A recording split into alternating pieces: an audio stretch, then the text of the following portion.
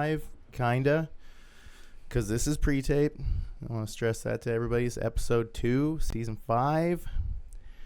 Man, this is a redemption episode. Yeah. Jeremy Rose. Bike in. Appreciate you guys. Thanks for having me on. Dude, man. we're stoked to have you. Scot Ripple, co-hosting. What's up? Doing the thing. We're stoked to have you in because like it was so tragic that we had to cut that episode because it was like a total storm, no pun intended. Bike Fest last year. Bike Fest 2024. We lost. What was it? We Tornado. Lost 2 or 3 episodes. What do they call it now? Bike NATO. Bike NATO. Is that, yeah. I knew there's like a coin term for it for sure. Yeah. But yeah, dude, we are here and the bike in. I kind of want to I want to see if I can set this up for everybody because there's a lot of places that are like bike centric stays, but there's not. I don't know if there's any full motel facilities that is like lodging for bikes specific. Does it exist? Not Northwest Arkansas. There is one coming to Bella Vista. It's a partnership between, I believe, Runway Group with the Waltons and a company out of Colorado called Fireside Lodge or Campfire Lodge, something along those lines. Okay. But they took over the old end of the Bella Vista. So it's going to be Where like is 6 that? rooms. Where's it's that up at? by, kind of by the waterfall over there in Bella Vista. Mm-hmm. Oh, yeah. You know Yeah. what? I actually, I went there for the first time recently. I know that sounds kind of lame as a Northwest Arkansas local. Yeah. But, it happened. I'm not sure where it's at. So well, I'm not where it's at, but we went to the waterfall the other day on that group ride we did. Uh-huh. Yeah. Okay, I got you. Yeah, first and only one. We're the OG, so there's gonna be some other stuff popping up like us. But yeah, I'm the only locally owned motel in Northwest Arkansas as well. Everything else, you spend your money there, it leaves our community. So yeah, right. Yeah, and it's not just a hotel motel. Like it's a legit you've done riding your room. I mean, I'm not gonna say too much, but I mean, you can just go hang out with everybody in the back, like you're at a campfire. It's like legit. Honestly, I'm gonna pull it up on the screen and show the audience. But like, it's not like okay. First, motel, hotel. What's the true difference between the two? I've always wondered that. A hotel has straight exterior exits. Oh, so you exit okay. to the parking lot, where a hotel you exit to either an interior corridor or hallway. Yeah. Oh, okay, gotcha. Scott, that's what we prefer. Yeah. When we travel, we're always looking for exterior doors to the vehicle. And first level, because we don't want to put all our bikes to go into an elevator, and we're trying to do all that. Honestly, dude, Yeah. I gotta pull it up because like this is like the time that we have to talk about this. Yeah, we got I got a new reel on there too on my website that Colin Siggers. Oh, right on, Colin Siggers. Yeah. Is it on the website here? It is. If you scroll down just a little bit more, it'll show. Okay, There it is. let me get this and then let me show it to the audience so that we can watch together. And Colin's a wizard too. Oh yeah, dude, of course. Yeah. Let's go full screen with this puppy and watch this. Yeah, his stuff is so sharp, so edgy.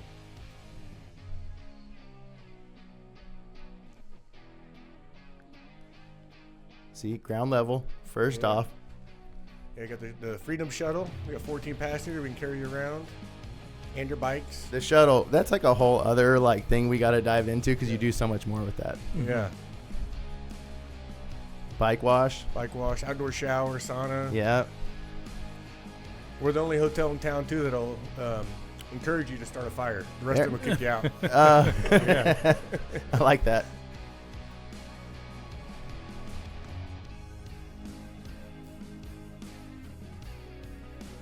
Man, what's that? Is that like a kitchen? It's a little pro shop. It's our guest lounge. So we have four cabins right there and 3 RV spots. So yeah, the glamping cabins. Yeah, the guest lounge has 2 full bathrooms in them with tiled showers, toilet sinks, and bidets. Oh, the cold plunge? Yeah. But there's a little 24-hour pro shop in there that's got bike consumables, and you just swipe with on the honor system, swipe your iPad, swipe it on the iPad, sick. and head out. Right on. Yeah, tires, tubes, lube, merchandise, stuff like that. Yeah. That is so cool.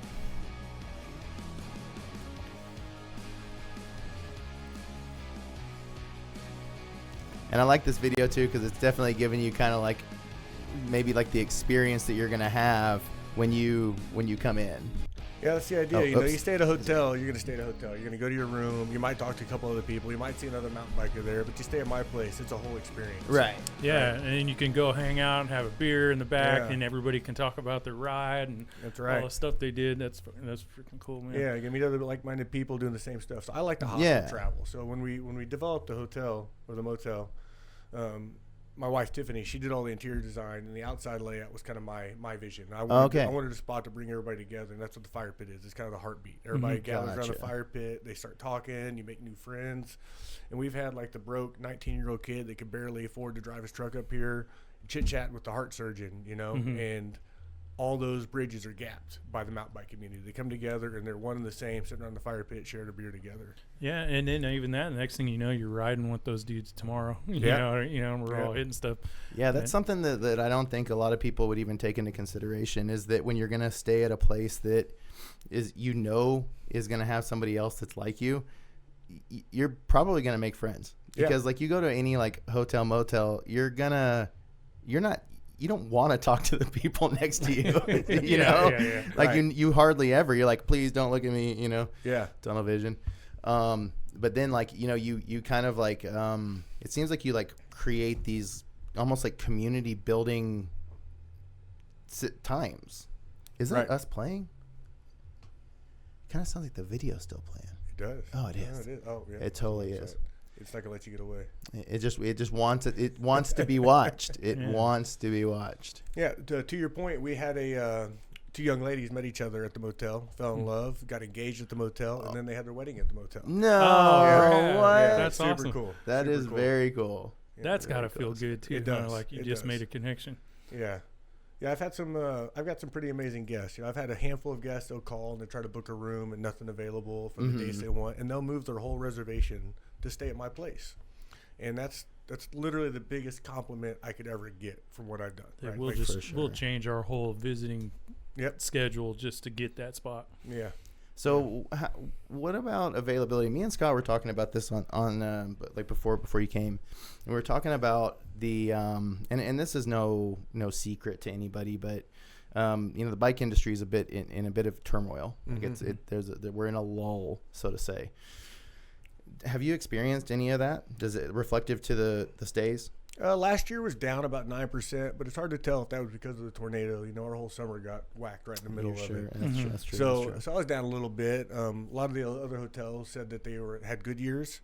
So the difference in that might have been, a little bit of the tornadoes and the trail damage tied along with what's happening in the bike industry right now. Right. Yeah. Compounded. Yeah. Exactly.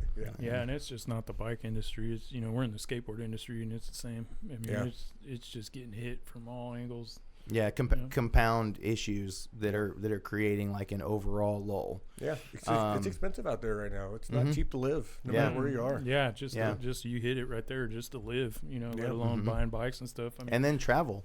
Yeah, I was actually looking up. And this is this is a good thing to hear from a group of people that are talking about the cost of this stuff. There was a study that was how. Most expensive sports to get your kids into. And I think skiing and snowboarding was like the second highest, and then it was like hockey, then like gymnastics is on there, but like mountain biking wasn't.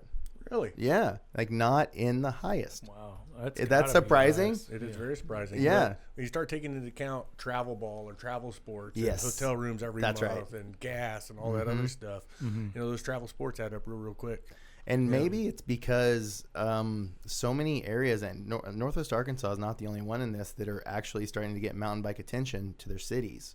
So like there's a lot more cities that are popping up with like trail advocacy programs, bike parks, things of that nature. Yeah. So, and Bentonville's doing a good job of showing them those municipalities what can be done. They come here quite a bit in tours. That's a good point. And they do a whole tour through Visit Bentonville. Yeah.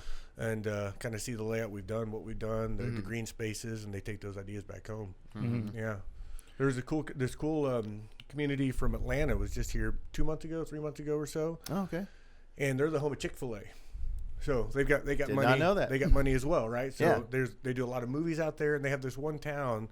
They have some ridiculous, like 300 miles of golf cart trails, kind of like our Greenway, that go from neighborhood to neighborhood all over. I'm and already they have seeing 30,000 golf carts in their town. There are people just zipping around. Wow. And now, since they have the paved hard surface trails already, they want to try and start incorporating bikes into that, and they start branching off that into some dirt trails. Yeah, I could see it. Actually, I can kind of see. Funny enough, e-bikes harmoniously fitting in with golf carts. Yeah, I don't know why, but it just seems like the pace. Yeah, maybe like the pace is there or something. Do they have a lot of elevation there? I don't think it matters. I don't think it matters a whole lot. I mean, I think Bentonville's proven that you don't need a whole You're lot. right. Yeah, at least for connectability, right? You know, Right. might not get a lot of tourism, but at least for your citizens to just ride around, travel around by bike. That's a good point, because the connectivity part is something that I think we all take for granted living here, because it's just like, oh, it's like normal just to have everything connected via bike trail. But then when another city or just general municipality of some other area can't come in and see, oh, this is what it would look like if we did something like this, it can be done. It can be done. Yeah. It can be done. Yeah. But man, they did it right? They did. Oh yeah, It's fun. No, it's nice. And you know, I talk about this often with our brand, but just I think this goes for all entities inside of this, is that they're really giving other people the ability to have a business inside of this infrastructure that they're creating. Yeah. You know, and Bentonville being the leader of it. So, and are you seem like you're really connected to the city. I try to be. You know, I'm one of those guys. I don't think you should complain unless you can offer a solution. For sure. So yeah. So anytime I have an issue with anything the city does, like I kind of have a beef with all the Airbnbs that are in Northwest Arkansas. And there's something happened. Rightfully so. Yeah, with the state legislature, there's actually something happening right now. It's called HB 1445. I've heard of this, but I don't know the details. Yeah, the state of Arkansas is trying to remove the ability for any municipality to levy any regulations whatsoever on short-term rentals. So take away the ability for Bentonville or Rogers or Fayetteville or Eureka Springs or Hot Springs to put any requirements whatsoever on short-term rentals, which I think is an absolute disastrous idea. Wow. Yeah. Man. And so, yeah, like you said, if you're not involved and you're not just there being a voice of concern, you know, how can you complain about it? Right. Yeah. I wrote an open letter to the city council of Bentonville, along with the mayor and all the hoteliers, all the general managers, owners of all the hotels in Bentonville, expressing my concerns for the short-term rentals. So, rough numbers in Bentonville, we have roughly 1,100 hotel rooms. That's including the Motto, the new one, and the new one, the Compton that's going to go in on the square down there. Yes. That's including those two. We have 1,400 Airbnbs just in Bentonville, and there's about 1,100 in Bella Vista. So we have more short-term rental rooms than we do hotel rooms. And the problem there is, you know, there's a lot of really good ones, and they're needed. I'm not ever saying that we shouldn't have any Airbnbs, because they are needed. Right? We have a lot of people that come here. But I'm no different, right? I'm on Airbnb, I'm on VRBO, I'm on Expedia, and I'm on my own website, right? So for me to list my rooms, I have to get health and safety inspections by the fire marshal. I have to pay property taxes, and I have to pay these business taxes and all these other things. Whereas if you were to buy 13 homes, you could have the exact same footprint, and you have none of that you have to do. Completely exempt from completely any of those requirements that you were. Yeah. Now, Airbnb now, because of Benton County has a deal with Airbnb or VRBO where they automatically remit taxes, so they are paying taxes on that. But if an individual were to start their own website, and there's a bunch of them out there that have their own websites. I've seen this. Yeah, they skip that process because there's no auto report, because they're residential. They're not commercial lots. So they don't fall kind of into like a loophole. That's right. That's not fair. Yeah, so I don't have a level playing field. Yeah, that's exactly right. I don't have a level playing field with my competition. They got the advantage. That's right. Yeah. And so like you're essentially, I wouldn't say forced, because you were compelled to do this business idea, but you are forced to kind of go above and beyond to compete. That's right. Yeah. And I mean, honestly, I think we see it from the outsiders looking in. Like, you're busy. Like you do not. It doesn't seem like you take a day off promoting this thing, dude. I try not to. I run I got one cleaning lady that works for me, and she's an absolute wizard, and she does a fantastic job. That's cool. But outside of that, I do 100% of the business by myself. That's all business development. That's all marketing. All my social media marketing. Yeah. you can clearly see the progression over the last 3 years of how terrible it was 3 years ago, and I'm getting fairly okay at it now. Yeah. But yeah, I do it all, and it's a passion project. I love it. I love my guests, and I feel kind of semi-retired where I got this kind of hobby job that I'm doing. But I'm not. It is my livelihood, but that's how I feel. Yeah, that's a good point. And you're in a good spot, man. I think there's a good support group out here. You know, you got a lot of people behind you pushing, and and helping out too. So I mean, I think that the Bike Inn is like our first recommendation. That anytime somebody says like, "Hey, we're coming into town," it's like, well, check the Bike Inn first. Oh, you know, awesome. I appreciate that. Yeah. I mean, I think because the sheer convenience, Rainbow Curve, bike amenities. Yep. You can pull up. You can put your bikes inside. That's right. You can sleep with them. Yep. Yep. Man. Yeah, Mark Hill stayed at one. I got to see his room. Yeah. We went into his room. Yeah, that's right. Really That's cool. right. Yeah, he did me the favor. I shacked up with them guys when I was out in Sedona. Oh, okay. cool. Yeah, so Right on. shout out to Mark. Yeah, good people. He's an awesome dude. Good people. But yeah, that was like I think the thing that, we were talking about, going and staying at places when we travel to California, and getting our bikes inside it's the worst. It's the worst. It is the worst. Yeah. Yeah. I mean, there's not you look weird doing it. You feel weird doing it. Everybody's you staring know at you're you. doing wrong. Yeah. You're walking across the thing trying to act like it's no big deal, but you just know everybody's staring at you. You're not supposed to do that. Yep. And if it's dirty on top of that. Oh yeah. Well, we had to do something fun. Like, it won't take me but a minute when I get home, but let's throw together a discount code for all your listeners. I can just make Gnarkansas for sure. 10% off. They just put it in right at checkout. Super easy. There we go. Oh, yeah, let's do it. Yeah, that'll be cool. That would be cool. Yeah, because I mean, I think that a lot of times people are looking for some guidance when they come in. One of the things that I noticed that you offer is like a tour guide. I don't. Could you explain that deeper? Yeah. So I have. I got a 14-passenger shuttle bus, and I got a trailer. I carry 14 bikes and 10 kayaks at the same time. Boy. So it's just ready to go. It's just an adventure. Yeah. Yeah, and actually that was Zach at Nargo. That's a Nargo trailer. It's off Nargo trailer. Nice. Oh, sweet. Yeah. I did not know that. Yeah, Zach put that together for me. I've got my own rental fleet, so I've got 2 YT Decoy e-bikes. I got a medium and a large. Okay. And then I've got basically all my bikes have turned into rentals. So I got a handful of analog bikes. I got some gravel bikes. I got road bikes. I got a DJ. And then I offer tours as well. So I do 4-hour tours, and I build each tour individually for the people I'm taking out. So if I'm going to take you guys out, we're going to talk to you, figure out what you want to do, what you want to see, what kind of your riding style is. And I start every tour at the Ledger Building. Because the Ledger Building, while it's really cool and easy, it's not hard to do. Those corners, they're 270-degree corners coming down, right? Okay. Or 180-degree corners, 180-degree corners. And I can get a good feel of their riding ability, just how they take them concrete corners. And you can like watch them do it. Like you've clear as you could. So I can see if they're dropping that outside foot, they're leaning into it, or if they're really scared and they're really on the brakes. And man, that's an interesting place to good little put switchback, people. without getting hurt. Yeah, so we start every tour up top there. Kind of talk out the layout of the city, point things out, tell them where we're gonna go. You can see hand cut over here, that big yellow crane, that's Crystal Bridges. We're gonna drop in over there, and I can do tours from people where we never leave the pavement, all the way up to like as wild as you want to get.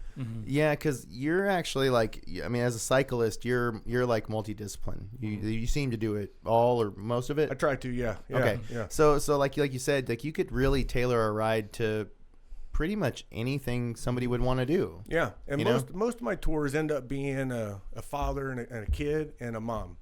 And usually the mom isn't such a good rider, and the dad and the kid's a little bit better. And I got these cool Bluetooth headsets from Sena, S-E-N-A. Oh, I've seen those. Yeah, those are cool. So I just ordered the helmets. I'm going to have 4 helmets now, and they're all a mesh network. My Bluetooth headsets are just 1-to-1. So if the 3 of us are going, I can only talk to one of you. Gotcha.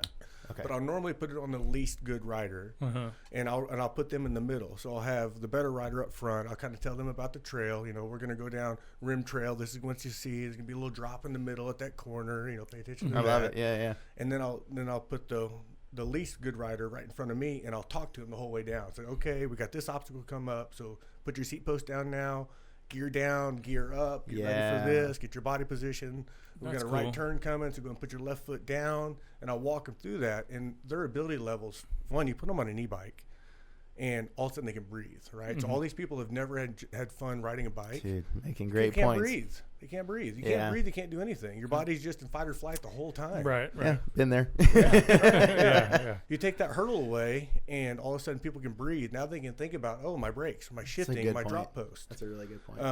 I think bike shops are doing themselves a disservice by not pushing. A lot of them, like I've even had conversations where they don't want people to get on e-bikes because they're a little afraid of the power. They don't want them to get on there and get in turbo. Or they think it's like a staged thing where it's like you have to start analog and then you can step up to e-bike or something like that. I might imagine. Yeah, I think it's the other way around. You put them on an e-bike. That's a great point, dude. Don't worry about the cardio curve. Just let them go out and have a good time. Let them have fun and fall in love with it. And and if you want to be a crunch master after that, that's right. You know, and get and your grind. If you're trying to coach them along, it can talk. You know, because a lot of times you're so out of breath you can't even get your words out and all that stuff. Yeah, but we do fun. I'll do anything people want. I've done some neon light tours around Bentonville where we'll head out right at sunset. Mm-hmm. Oh yeah, and we'll hit up all the neon lights around downtown Bentonville, which is a blast. Yeah, you know, to see all those lights, different. There's all over the place, different alleyways, and put new ones up all the time. I know Mike Abbs he's really instrumental in stashing neon around here.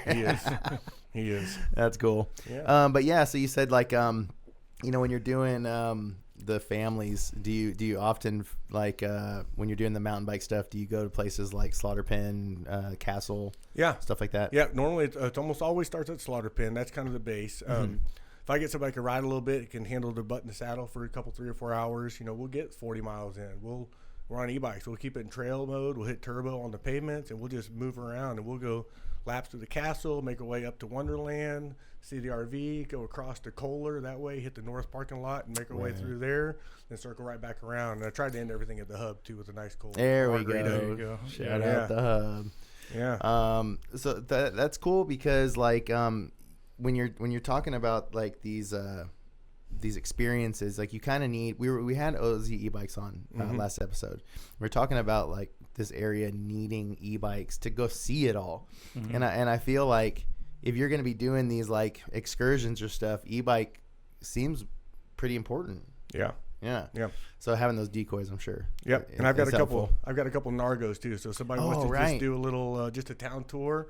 We'll hop on the Nargos, throw a little cooler in the front. That's cool. Go cruise around. Right on. Yeah. Yeah, that's cool. The schoolies are fun. The schoolies are a good time. Really? Yeah, I did. Yeah. My wife was looking into this. Oh, she was. Yeah, we were looking at them. Because we were talking about like if they have like dog, like because she takes the dogs everywhere, so we just anything you can throw the dog in the front. Oh, pet friendly? Yes. Yo. All of so the main motel rooms 1 through 8 are not pet friendly. And that's because people leave their dogs, in their rooms. Yeah. So I don't want them chirping and barking. But all my external buildings. So 9 is its own individual cottage.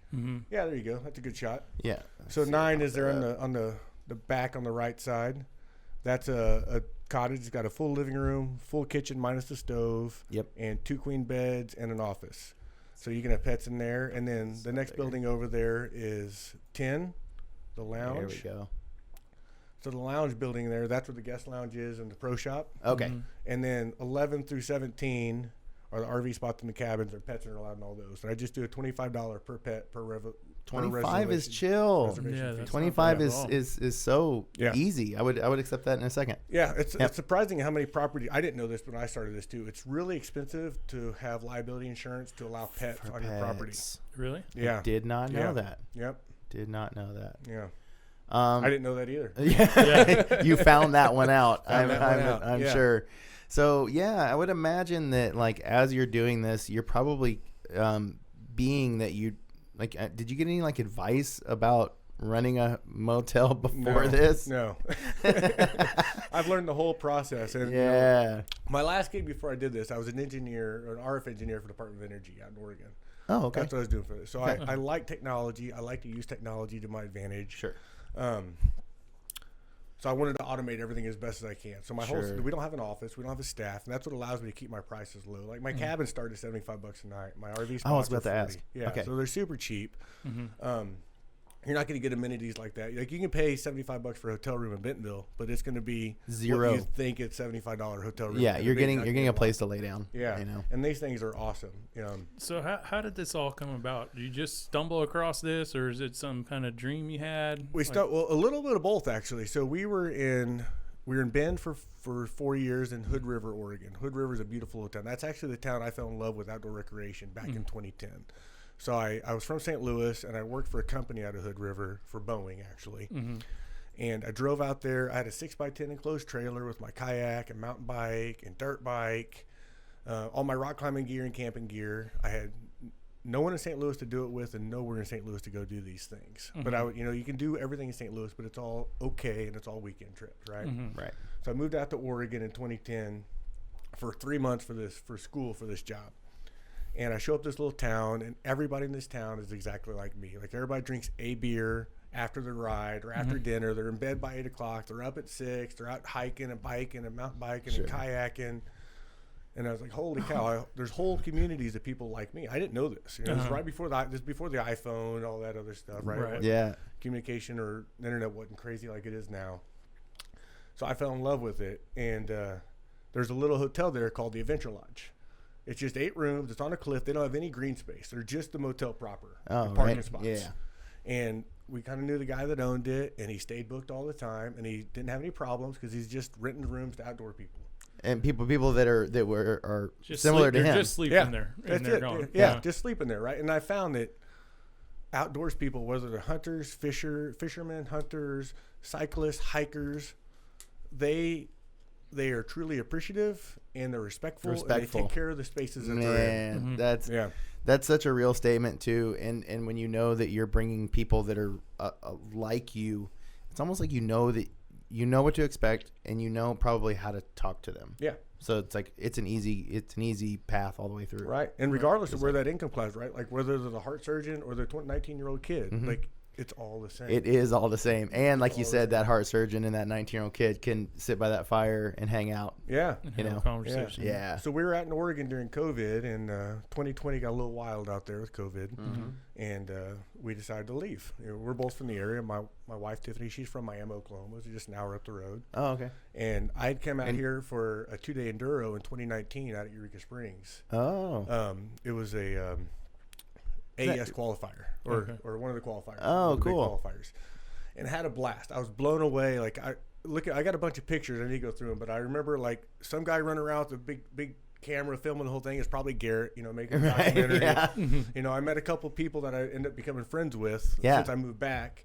But I remember the vibe of it, and I raced out in the Northwest. I raced up in Oregon and Washington. I go to enduro races. Yeah. I never met a single person in any of them. I never exchanged phone numbers with a single person with any of them. No way. I came here, and I made like 5 friends in a weekend.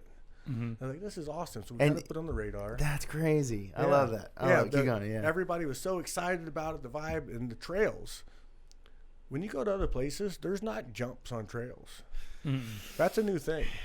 Yeah. Right? There isn't really. Yeah, you got a municipality. You got to go to a pay-to-play park to hit jumps because there's liability involved, right? Somehow Arkansas has figured out a way to get around that or whatever. I don't know what they do, but they do it. I don't know. Yeah, and so I had to learn how to jump that week. And in Eureka Springs, and Leatherwood, and that's where you had to start. Yeah, it was a 2-day race. One day at Leatherwood and one day at Passion Play. Oh goodness! And I ended up on the podium that weekend. Oh, right on. Yeah. Came down here and had a blast, and so we put it on the radar. COVID got a little wonky, so we let's go. We sold everything in a week. Left my job, probably the best job I ever had. I worked for the Department of Energy, made good money, federal benefits, all that 9 yards. And then we had some ideas here for some other stuff. Pulled into town, and about 2-3 months after we got here, we both saw the motel for sale, independent of each other, and came home and told each other about it.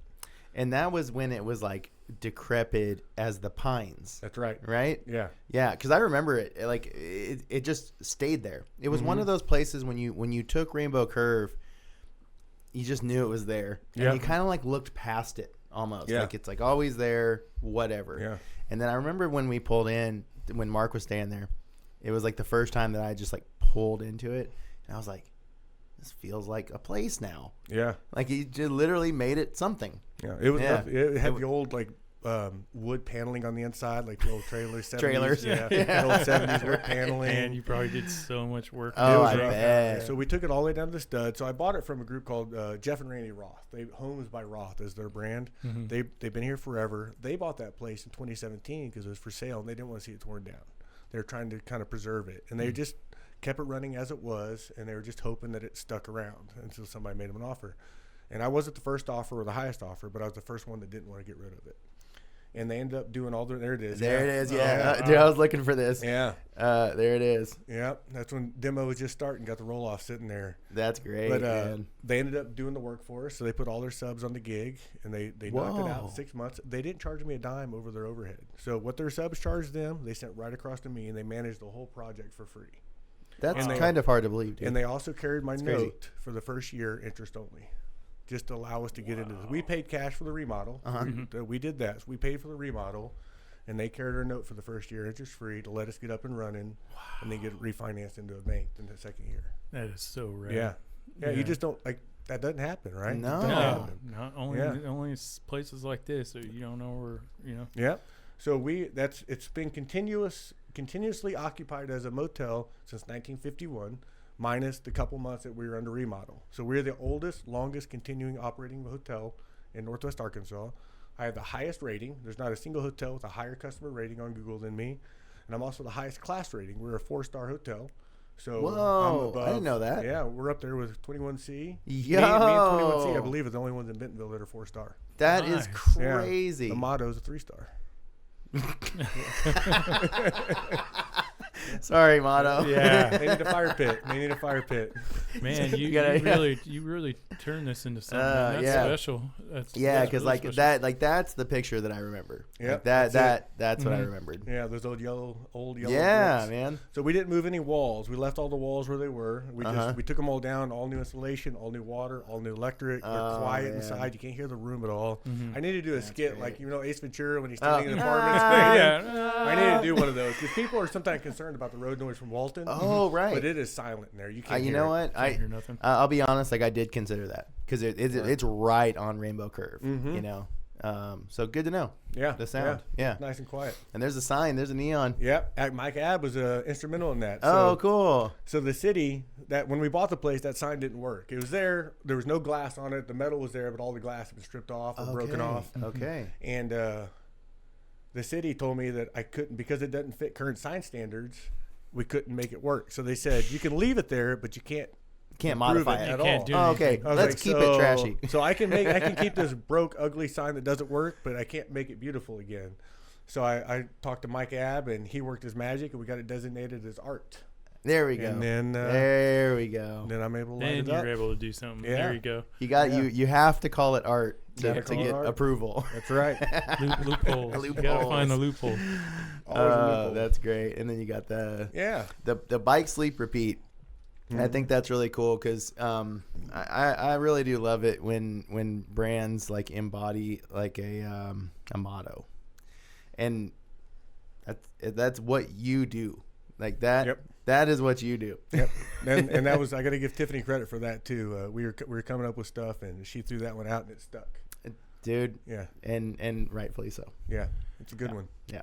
And not only that, you just don't do bike tours too. You do kayaking and stuff like that. Yeah. That's a good that's segue. right. Yeah. I was up until this year. So I've partnered with a company called OES, Outdoor Education Services.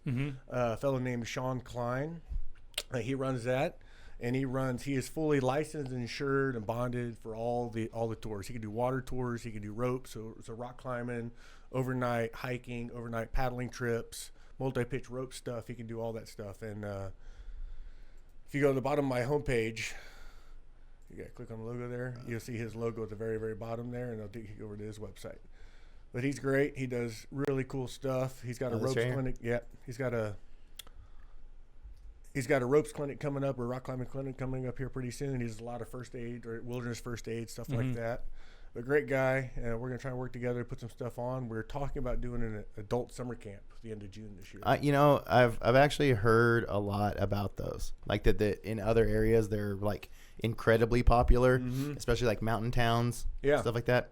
Yeah, and essentially that's what we are. Yeah, we get to do this stuff all the time, right? Because we live here. There's a lot of people that did this stuff when they're younger, and they have families now. They live in a city. They don't have the time to do it. They don't have the equipment to do it. They don't have the friends that do it. They just want to get out in the woods, right? We want to make that opportunity for them. We want to put together a bike day, a river day, and a hiking day.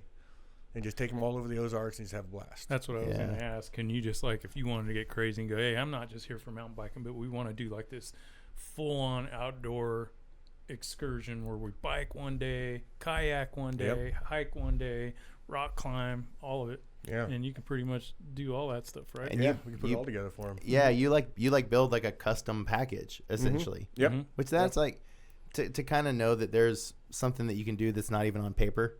Like that there's an appeal there on its own.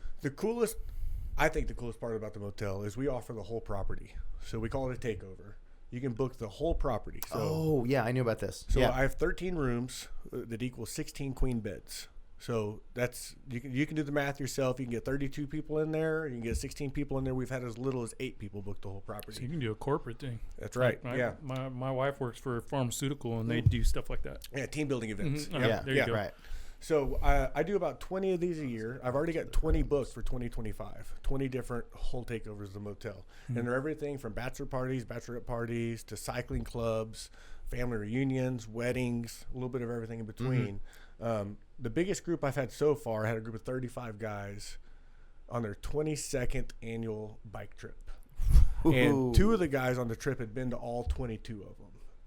Jeez. And they were a blast. Like I did the whole weekend for them, so they booked out the whole place, catered their meals, catering Wright's barbecue, we eat around the fire pit, catering Yayo's taco bar the next night. We do Ozark Mountain bagels for breakfast, have a breakfast bar set up for them, live music out back under the pavilion next to the fire.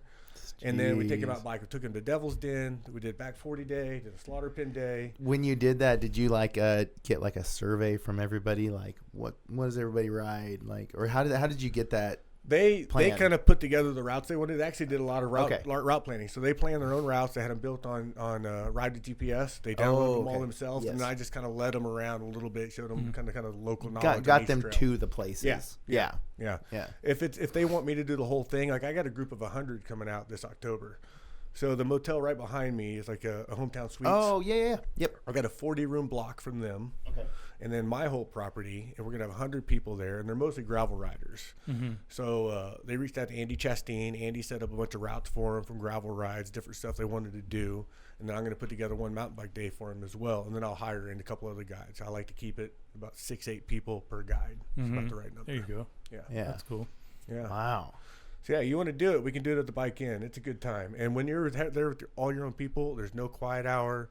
You can have the last wedding we had, man, that pavilion right in the middle there by the fire pit. Yeah. There's twinkle lights on everything. Everything's solar powered, so they just come on their own. Sure. Yeah. They were back there dancing underneath the twinkle lights next to the fire pit till 2-3 in the morning, just having a riot. And the cool thing is, So if you're sick of it, you can just go to bed. Yeah. And then also too to know that, like, I mean, we all know this thing too. Where like, you know, you kind of want to like unwind at the end, but you don't necessarily want to like drive. You usually have to Uber somewhere if you're out of town. It's just a whole thing. And to know that you could like grab a 6-pack, grab a 12, or just go back and just hang there. Yep. And then when you get too sauced, go to your room. That's it. Yep. Like, dude, a lot of people I know would appreciate that. Yeah, and we've got everything you need. We got hot tub, cold plunge, sauna. Hot tub, cold plunge. Yeah, hot tub. That's cool. Yeah. Cold plunge. I want to try that. Yeah. It'll wake you up. Oh, yeah. I hate cold water, but I think that'd do wonders for me, man. I'm so beat up. I mean, I hear the cycling world just preaches it. So, yeah. It is really nice for recovery. It really, and honestly, it's really good for your mental happiness. Like, it's a 400% increase in dopamine that lasts like 4 to 6 hours. Jeez. So you're just hyped on life all day long after a cold plunge. Oh, yeah. I try to do. I'm scared of cold plunges because I have asthma, and like cold triggers it just like instantly. I can't breathe. But I've been trying after workout cold shower to see if like maybe I can work myself up to a cold plunge one day. I don't know. I think the cold shower is harder, more painful, and less benefits. It hurts. I will tell you that. You never get used to it. When you sit in a cold plunge, you end up building up a thermal later. Somebody told me that. Yeah. So after the first 30 seconds, your body's in fight or flight. You're like, get me out of this thing, right? But after that, you do your yoga breathing, you calm yourself down, and then you can just sit, and then it's just cold. But you're not like wanting to get out of it. When you're in a cold shower, you're just you never get that. It's just cold all the time, and you're not cooling your core down. So you're not actually getting the benefits of it, other than the mental fortitude. That's right? Which is one of them. And I do try to fight that. Like it's like in fighting that fight is a big mental battle. But you're right. I don't ever I don't acclimate. Yeah. I'm just like, this is cold the whole time. Mm-hmm. Yeah. It's terrible. Yeah. It's terrible. But good for you. Yeah. Okay. It's good to do hard things, right? Yeah, that's right. We're all for that. And you know what? That's the thing is like, like mountain bike riding around here. I think you have to like a little grind. Mm-hmm. Mm-hmm. You have to like a little bit of like dig. Yeah. To ride out here, if you want to like put some time in. Yeah. I don't know. Our elevation surprises almost everybody. It really does. People don't think about any elevation here. They look at a map. Oh, it's 300-400 feet, and then they go on a 10-mile ride and they get 1,400 feet of climbing at a punchy pace. And like, why am I so tired? And then add the humidity into it. Mm-hmm. Like that's something that I know a lot of people don't. Just the Bella Vista loops. Some of those Bella Vista loops will kick your butt, man. Little Sugar is just a monster. Oh, yeah. It really is. It's funny that it's called Little. Yeah. It's not. It's not little. It's not. That Bella Vista race, man, I was e-biking and I was spent when I was done. I mean, just like Madeline. I was like, Madeline, how'd you do this whole thing on a pedal bike? This is insane. Yeah. It's crazy. Yeah. There's some monsters out there, aren't there? Yeah, really there is. Well, we see it at Arkansas Enduro. Mm-hmm. Like the monsters come out. They come out to play. Well, when you live in the mountain bike capital of the world, and I will argue that point to the death with anybody, because most people that complain about that have never been here. Yeah. I got a funny story about Oaxaca, Mexico. We ran into some guys from Durango, Colorado. You went recently, right? Yeah. And I'm hosting 3 trips next February. So I'm gonna try and bring 3 groups of 6 to 8 through Oaxaca next year. Oh. And I just had a phone call with it's Trans Sierra Norte is the outfitter. Mm-hmm. Just had a phone call with them today to iron out some details, and I should start getting some stuff out on that pretty soon. Wow. But rough numbers, it's roughly $2,000 for a week of downhill. We did 5 days of riding. We did 41,000 feet of downhill in 5 days, and 2,000 feet up. I watched your trail map thing, and were you going up like a fire road or something? It was a shuttle bus. Okay. So gotcha, I turned it off each time. So that was just my Strava. I was just curious about. resetting. Yeah. Okay. Yep.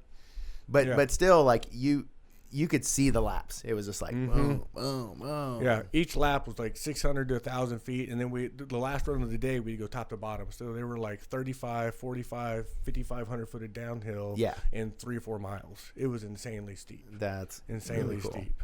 And probably like a totally different terrain than what we deal with. Well, you start out, we get dropped. So Oaxaca, the city's at 5,500 feet. So it's pretty high itself. Mm-hmm. Like Denver. And then we'd go to the top of the mountain, we were 10.5. So our first run was at 10.5. So you're already hurting, right? You pedal up the hill 30 feet. Yeah, just with that elevation. Yeah, you're struggling. The top of the mountain was super lush, super loamy dirt. Really, it felt like Pacific Northwest style terrain.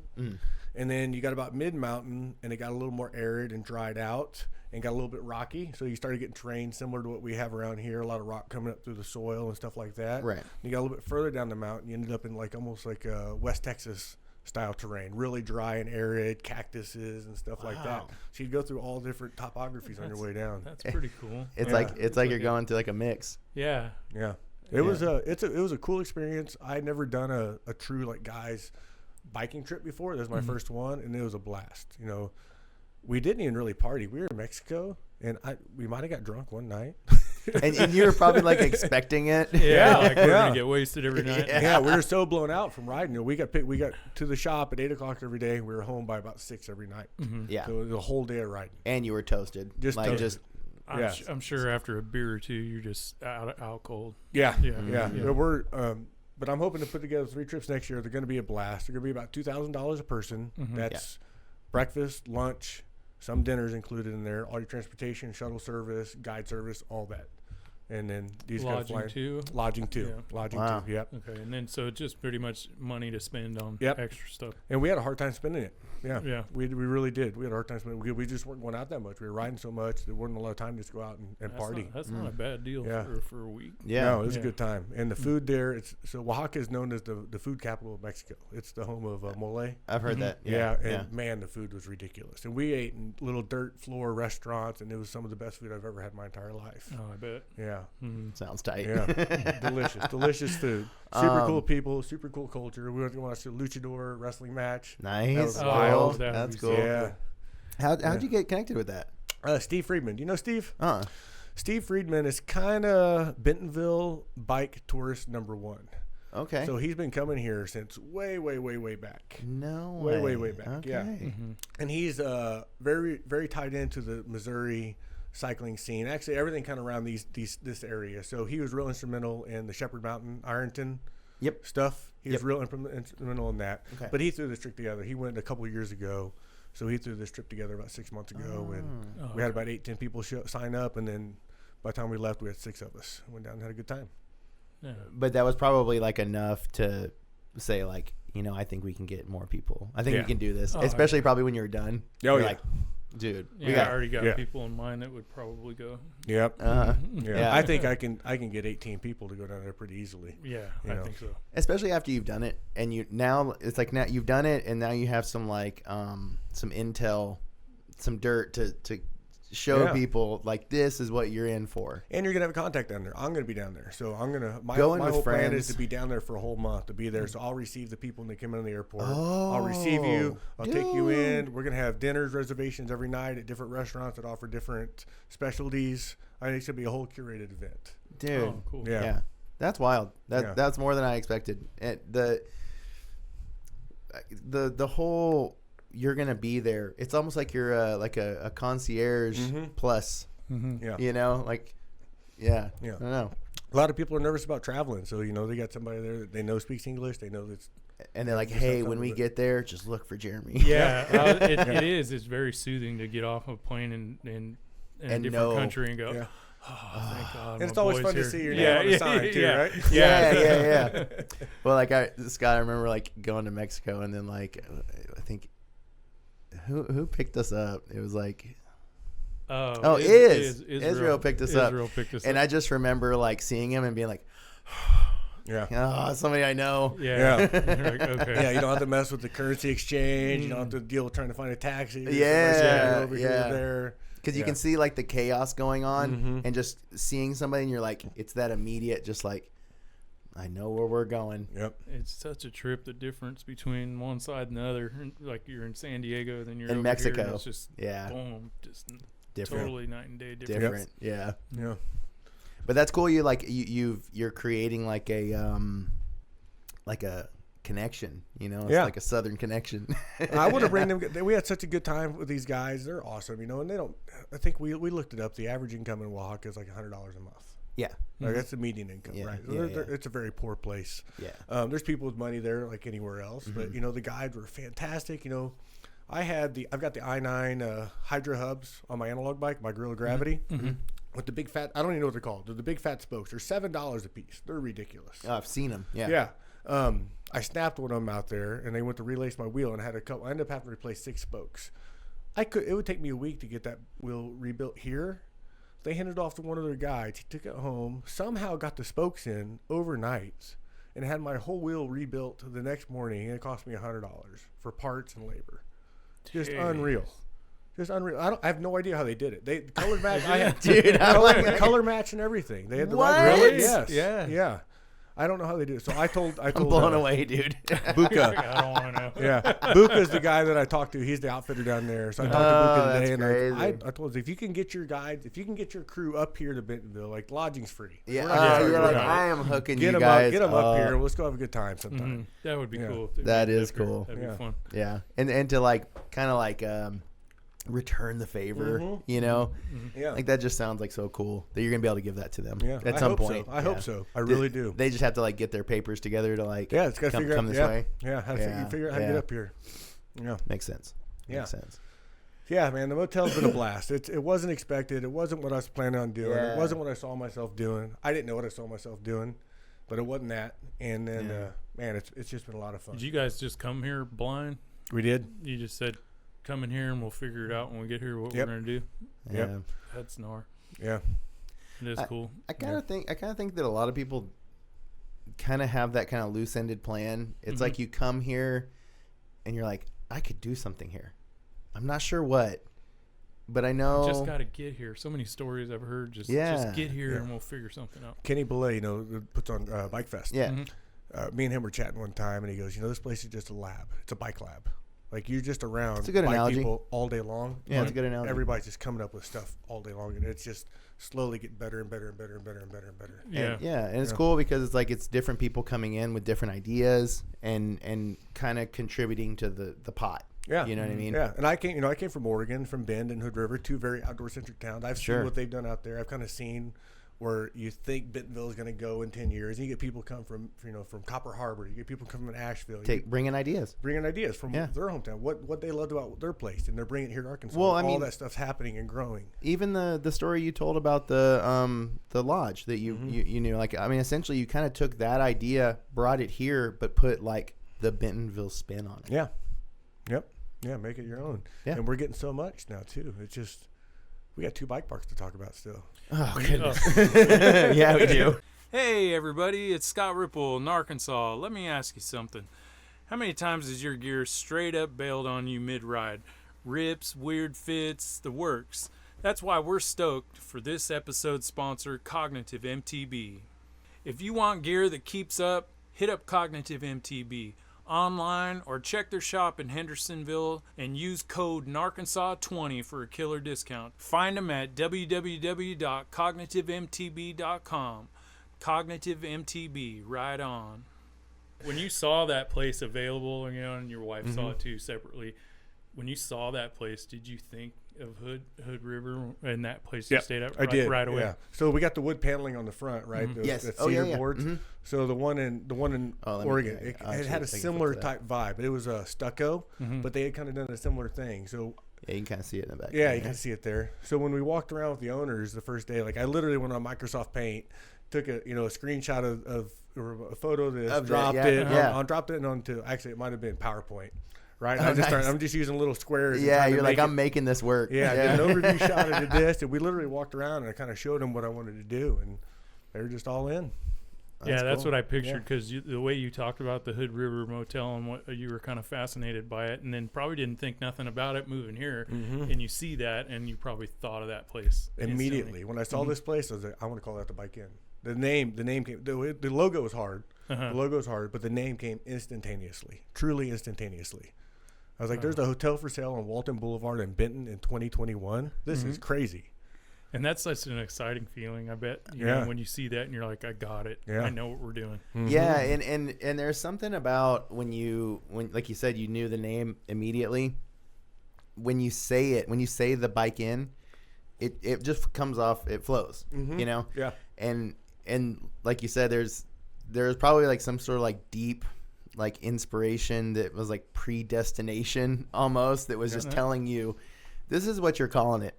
You didn't come up with this name, you pulled this. That's right. The universe gave it to me. That's right. The universe gave it to me. 100%. That's right. So this is a good picture. Actually, it's a good segue. So do you see the different rooms are all lit up a different color? Oh, yes. Yeah. So we're on Rainbow Curve, right? We're on Rainbow Curve. Makes sense. So every room has a different color neon light to glow like the rainbow. I did not know that. Yeah. Okay. Yeah. So it's a little homage to Rainbow Curve. So you can't see it in here, but the property just to my right of this picture, it's called Credit Cars. It's a metal building. Also been there forever. That's right. It was the Rainbow Drive-In. That's where Rainbow Curve gets its name. Oh. Back in the 50s, it was like an old car hop drive-in. That's where the name Rainbow Curve comes from. I did not know that also. The Rainbow Drive-In. Dude. Yep. We're getting some knowledge on this episode. Yeah, that's one of the cool things I like about this. And when I do my tours, I try to get a lot of history. I try to talk about as much as I know, at least. One of the cool things that they do here is they keep that heritage, right? Like you go to Kohler, you ride Oscars or what's the other one? Johnny, Oscars or Esters. Those are all members of the Kohler family. Yep. Right. Oh, okay. That's where those names come from. I did know that. Yeah. And you get over, Bella Vista's got some. You know, you got what's the Schoolhouse Rock or one of those? You climb up top. There used to be a schoolhouse. Oh, up there. Schoolhouse Rock. Yeah, that's it. Yeah, Yep. yeah. At freaking Handcut. Yeah, so they save the heritage and all their naming, right? They couldn't rename Kohler anything they wanted to. The Kohler family lived on that homestead until 1999.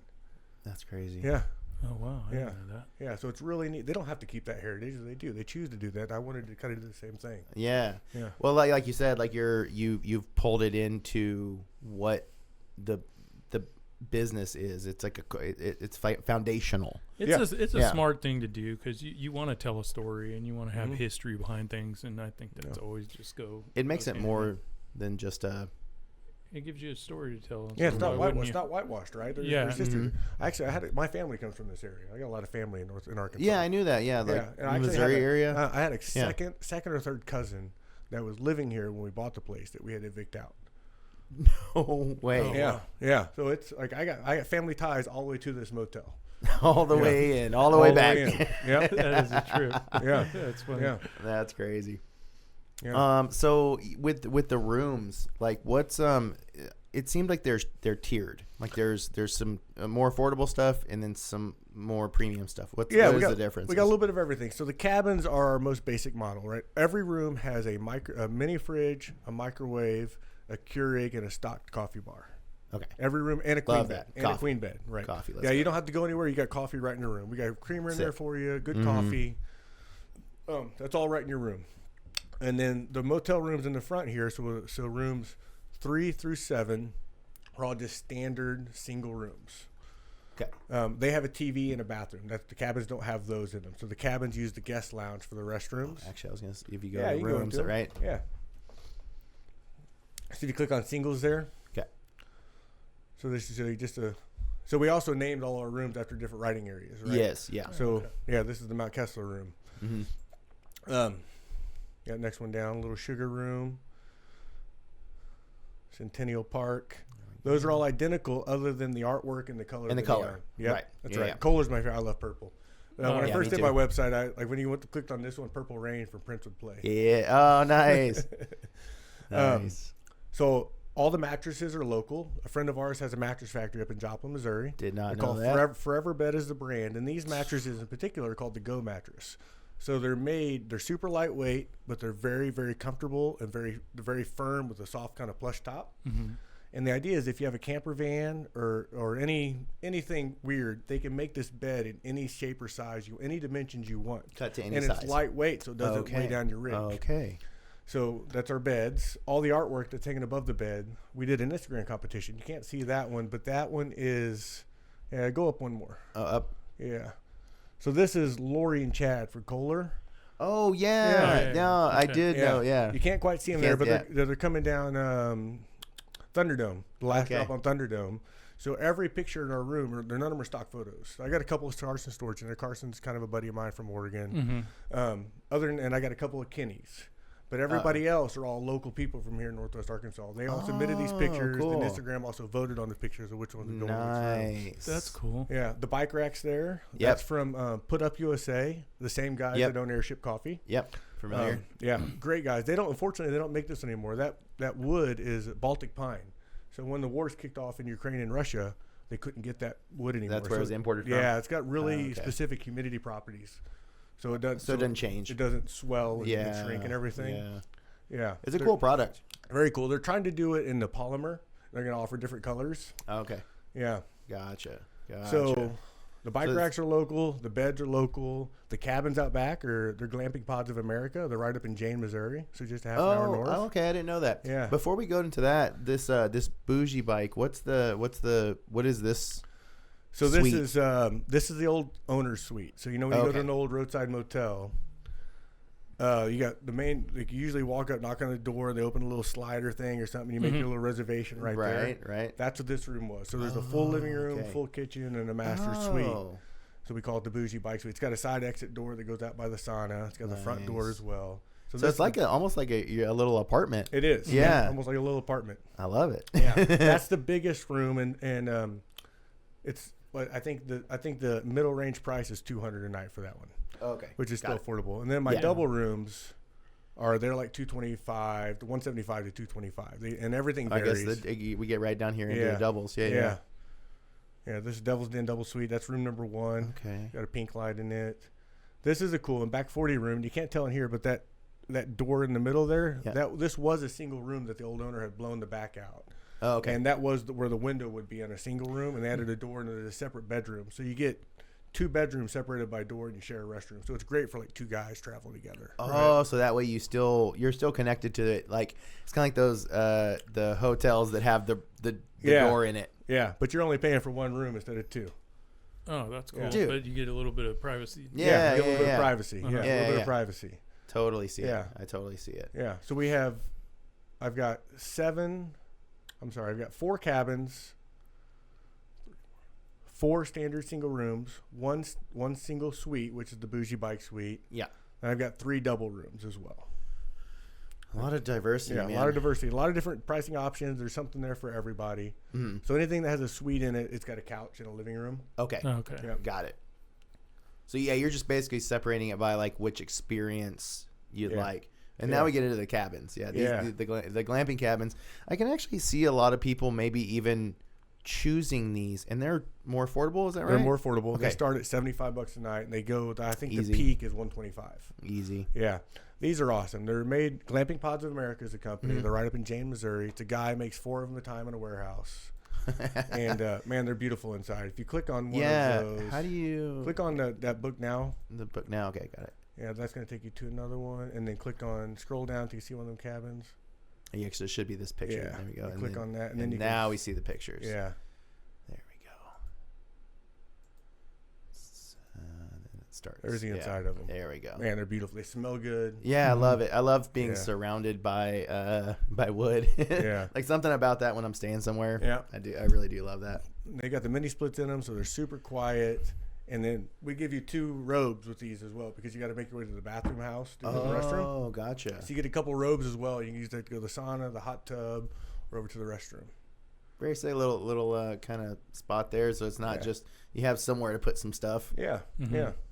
And then there's 2 bike racks on the outside of those, and we provide a lock and a key for each Very one. cool. Yeah. Very cool. Yeah, and that's the guest lounge there. Oh, okay, gotcha. Yeah. Yeah. Okay, now I'm recognizing it from the map now.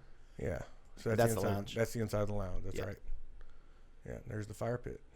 Yeah, I'm glad that we actually went to these pictures because like this picture is a good picture, but it really helps like tell the story. Yeah.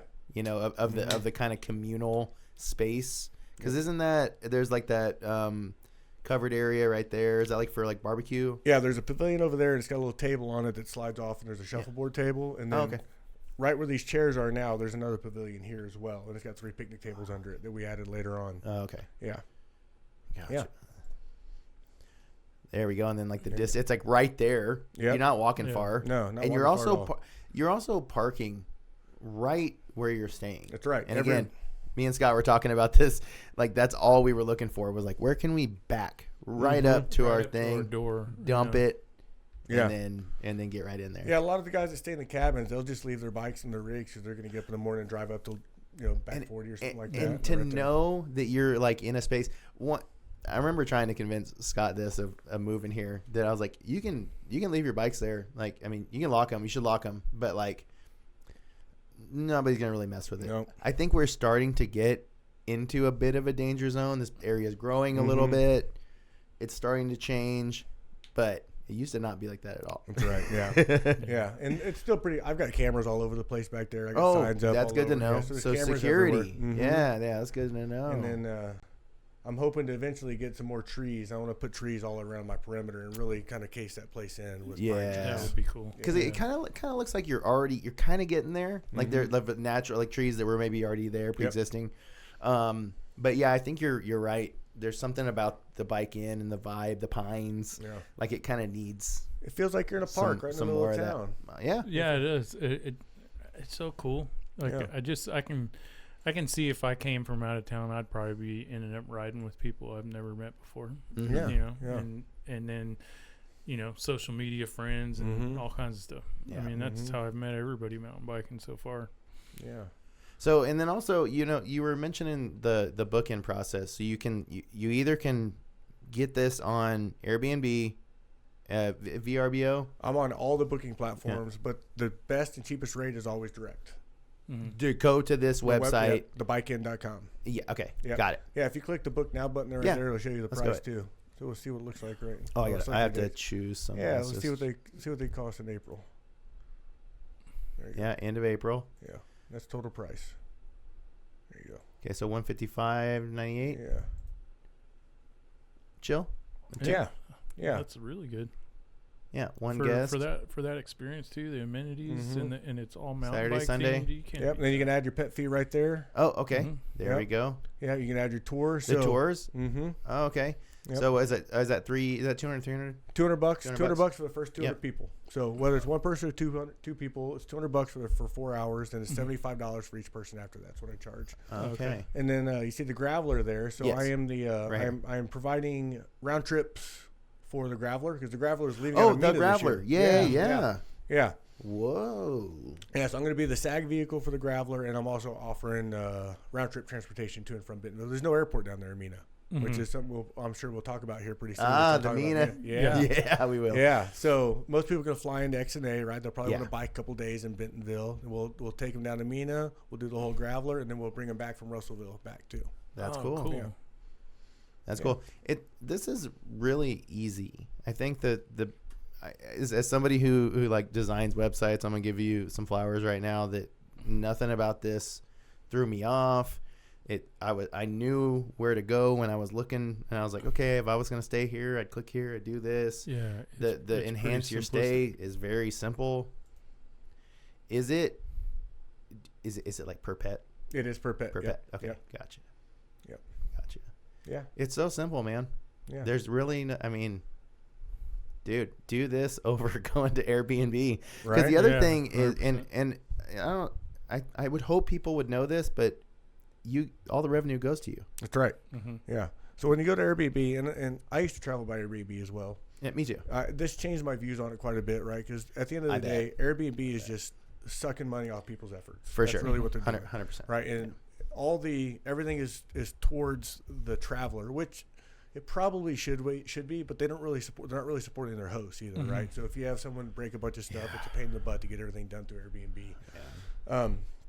And Airbnb charges a 20% commission, and every property out there, they add that commission to the price. So if it's after the fact, it's after the list. Right. Yeah. So they're charging you for that. So if you go directly to like some person's house, probably isn't going to have their own website. But if you go to a hotel and they're on Airbnb and they're on their own website, it's always going to be cheaper to go to their own website because there's not that commission added on top of it. That's right. Yeah. And also I think that there's this kind of like, I've always kind of felt like it was a little dishonest in marketing, because you see a number and you're like, oh, I could do that, and then you like go in there, and all of us have now been trained.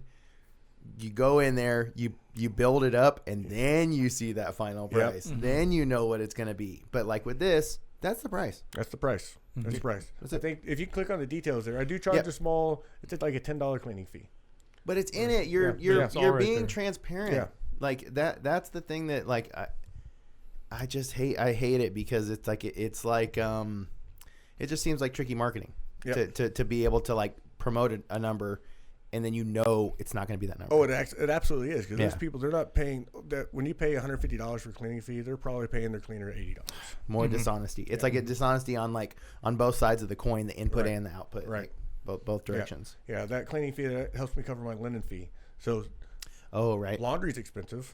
Laundry. Yeah. And especially mountain bikers, you're like, I mean, sorry guys, stinky feet and mud. And people like white, crisp linens. Sure. Like when you stay at a hotel room, you want to see nice, white, crisp linen because you know they're clean, right? Yeah. And I bleed all the time. Blood. Oh, blood. Same way. Dude, I try to keep nice. I buy nice linens. I buy nice pillows. I buy nice blankets. I want to, and we got to replace them pretty often. So that's where that $10 goes. That's really a linen fee. That's a chill. Yeah. That's a chill linen fee. Yeah. And also too, like, I said feet, mud, but then also blood. Yeah. Like I can't think of how many different hotels I've fallen because you're on a mountain bike trip. You don't really know the trails. You're like, oh no, I'm down. And then you got some blood on you, and you're not thinking about it when you're going to bed. But then you wake up, and it's like peel the white sheet off of on. you.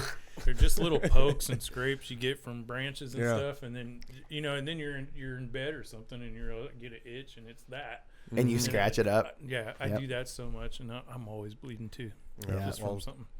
But then you feel bad at the end, and you're like, oh man, I just bled up the sheets. Yeah, that was a fun conversation. We tried to figure out different, like, what we do gray. We do gray sheets. Right. So what did you go with? We white. White? Crisp white. Okay. Yeah, crisp white. Yeah, there's something. You're right. There is something about the white, the crisp white. Yeah, because it shows everything, and you really kind of want to see that when you go to a hotel. Yeah, right? You want to make sure it's clean. Yeah, it's like it's there's a bit of honesty that has to come with it because it's like you can't fake a dirty sheet. Nope. There's no hiding it. Yeah, it's dirty if it's dirty.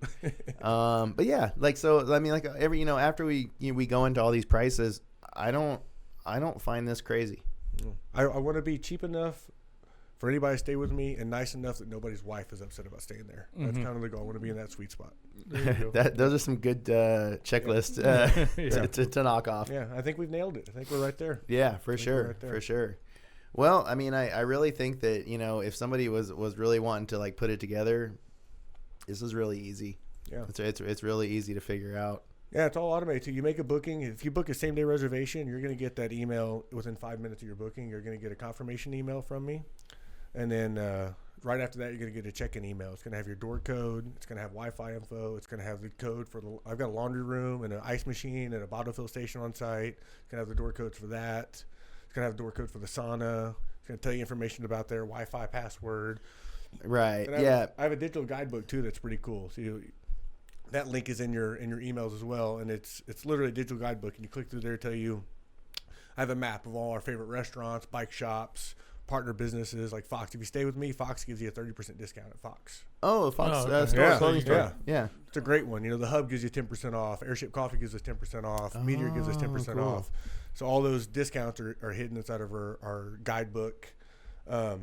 It's kind of like when you go to, like, hotels, they would have those, like, coupon books or whatever, but they're never anything you wanted to do. Nope. No, those are all legit spots that I go to on a regular. On a regular. Yeah. 30% is a good discount at Fox too. Oh, yeah. Shout out to Kyle over there for hooking it up. That's cool. And then also it's like you said, it's stuff that you could use, but it's also like another level of tourism or tour guiding. Yeah.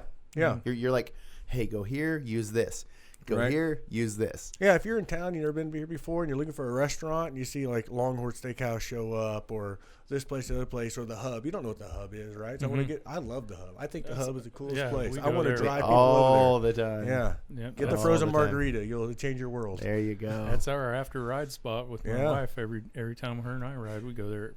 Like clockwork. Yeah, it's our cheers. You go there. You can't go to the Hub and not see somebody you don't know. 100%. 100%. And I like that you're taking these people there too, because you're like, watch this, guys. They don't know what they're about to witness, and then they're gonna go in. They're gonna be like, whoa, this is kind of like a bike place. Yeah. And then people are like, oh, what's up, man? How you doing? And it's like, oh, I just got done with this ride, and I just got done with this ride, and we couldn't ride today. My wife got hurt.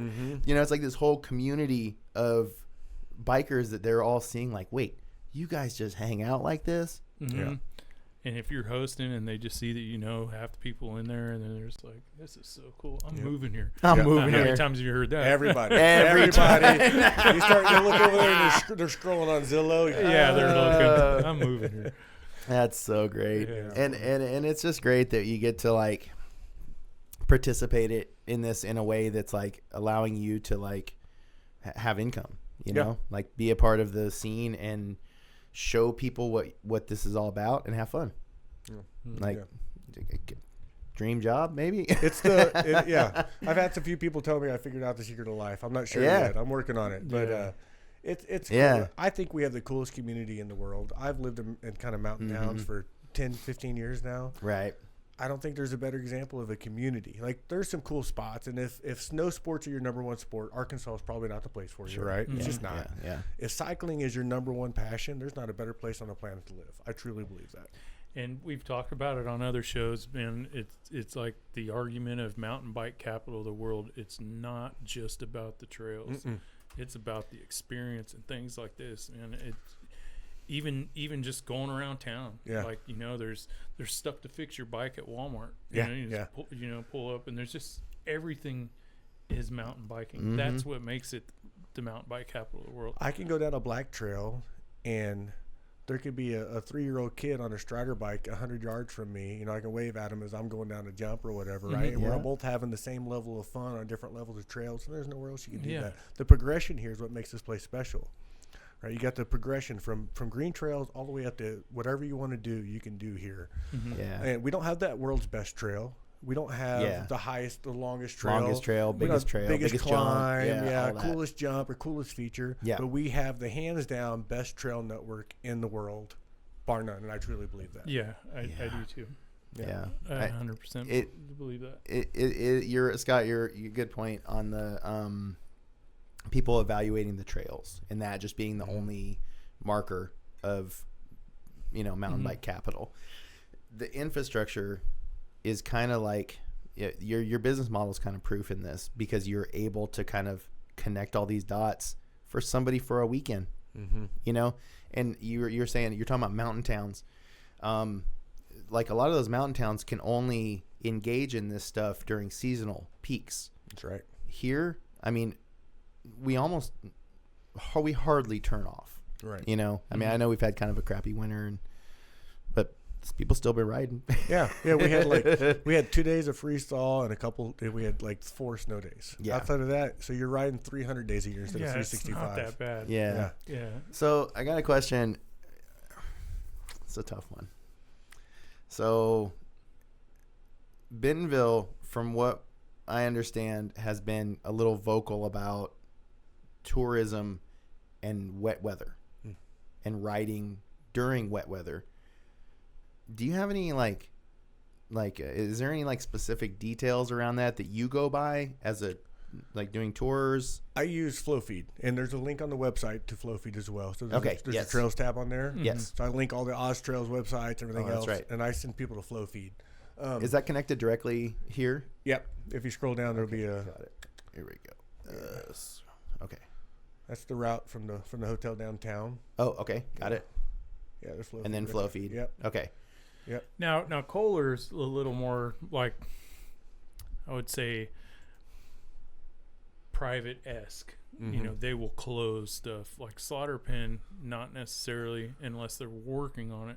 That's right. I don't think anything ever officially closes unless there actually trail maintenance happen on it. Right. Yeah. And on social media, sometimes you'll see, if it's raining, some people will say, hey, stay off the trails. But then I've also seen people from Slaughter Pen say, it's okay.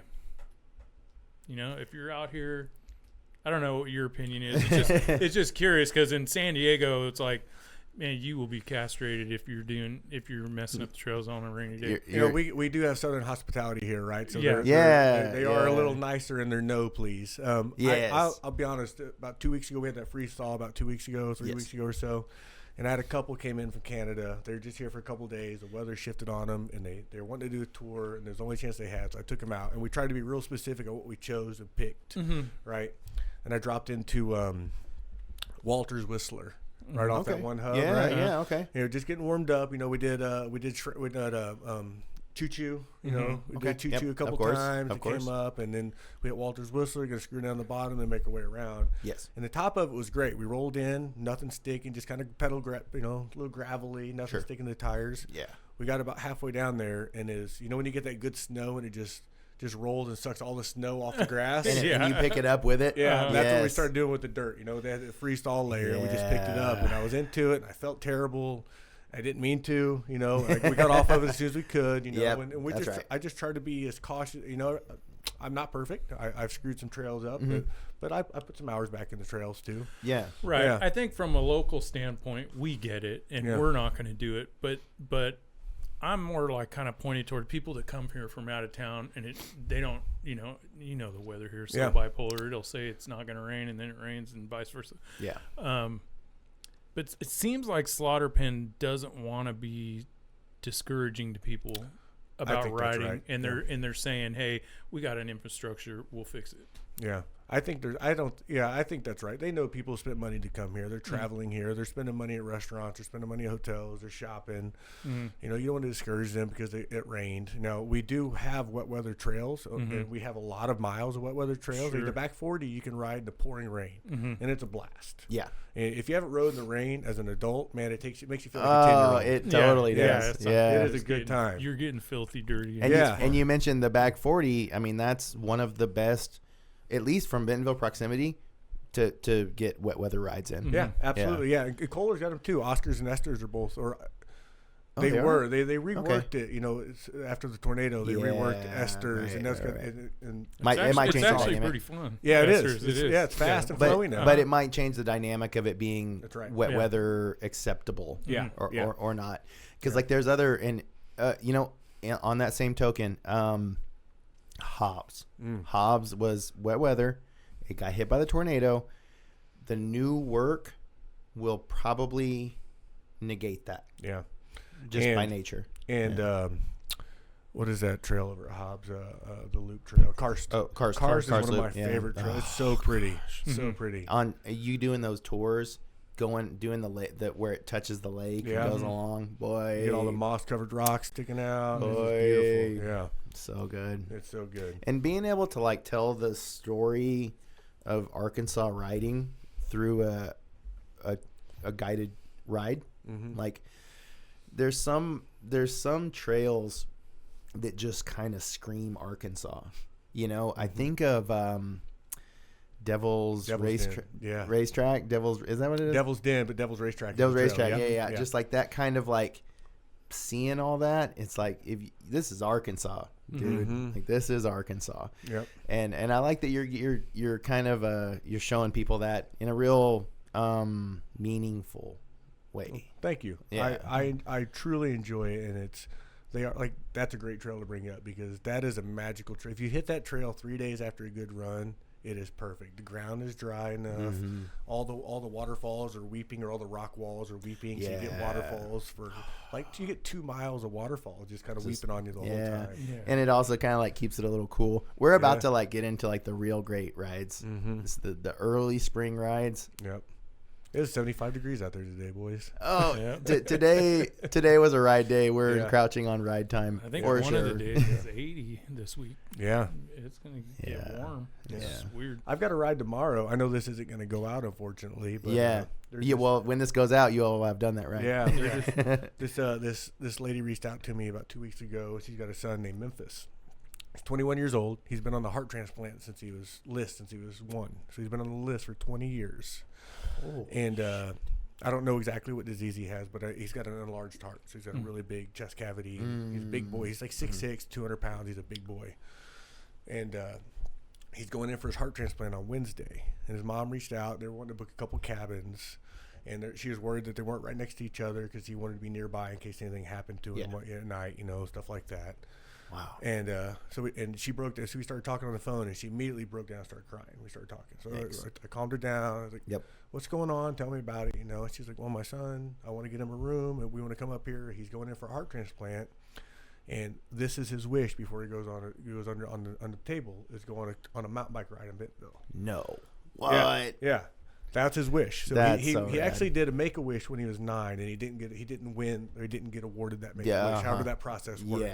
They pick people. Yeah, he didn't get it. So this is kind of his Make-A-Wish. So we're chatting, and she's like, we don't have a lot of money. This is all expensive. It's a lot of medical bills.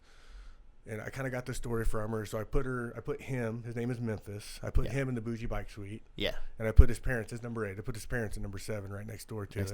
Yeah. And I gave her 75% discount. So it cost her like $100 for both rooms. Nice. I went over and talked to Jeff at YT. I said, hey, I got this guy coming in. Can we get him a couple bikes? I don't think we can do it in 2 hours. Can we get a little bit longer, And they hooked it up. So we're going to get him and his dad a YT bike. We're going to meet up there tomorrow at the mill at 10. And I've been putting it on Instagram, trying to get people to show up. And I just want a big community ride. I don't know what kind of rider he is. He's probably pretty novice. But I just want to get a bunch of people. Let's just go out and ride with Memphis. Go have a good time. That would be cool. Yeah. That sounds really cool. Yeah. That's at 10 o'clock? 10 o'clock tomorrow, yeah. So every now and then, you get, stuff like that happens. And it's all the work you do, all the frustrations, the I work harder now and I make less money than I've ever made in my life. Right. Yeah. But it's fun. I enjoy it, and That's a value. it's a man. value. Yeah. Absolutely, it's Huge valuable. value. And then you Yeah. get stuff like this where it's, it's like getting a $60,000 bonus. That's what that feels like. Right. Yeah.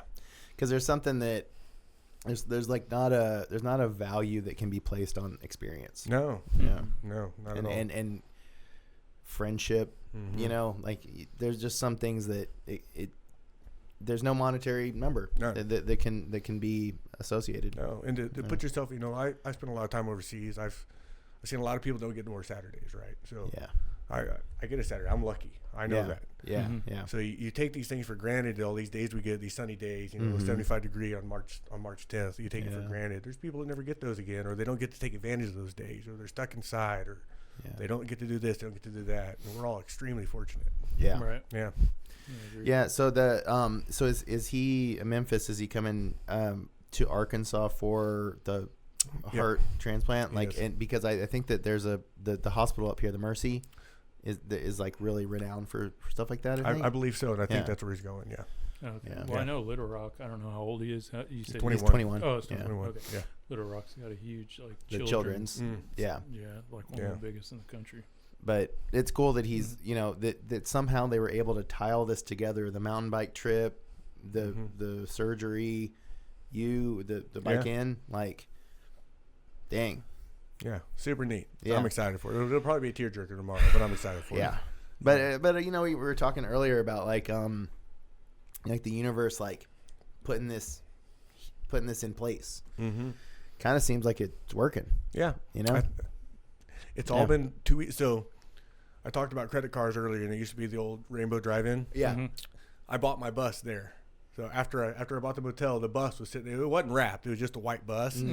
But I bought the bus from them, right? And same deal. Like he was super gracious with me, and carried my loan out for a number of months and let me pay it off. And everything is just worked way too easy for it to have worked when you start your own business. Yeah. Way too easy.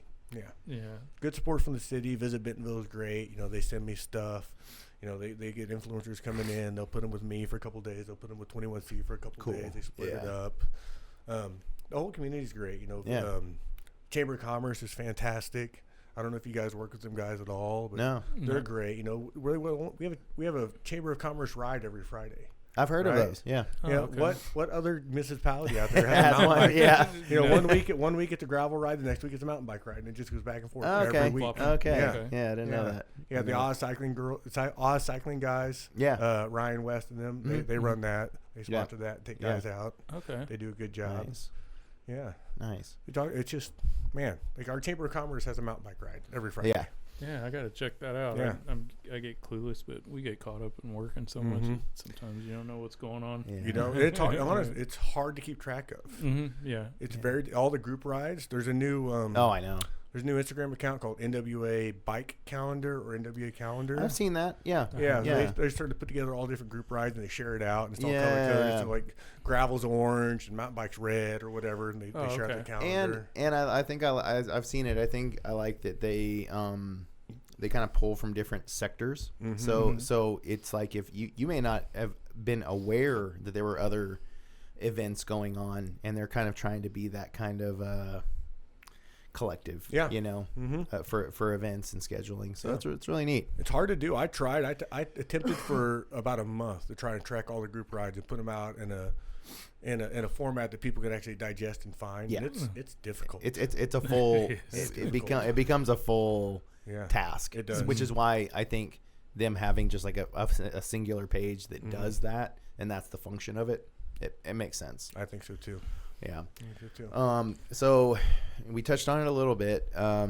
We all know it's coming, but the OZ, they just announced it, the OZ Trails Bike Park. That's what it's called. Yeah. Bella Vista. Bella Vista. We're going to have lift access mountain biking in Bella Vista. Yeah. Very, very awesome. Close. Yeah. And I can imagine, like you mentioned that another type of business is going to come into Bentonville in that area, but I can only imagine that that's just going to expand your business as well.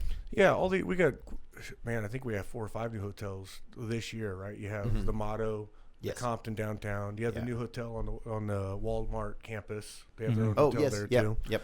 Fireside Lodge in Bella Vista, whatever. So that's 4 right there.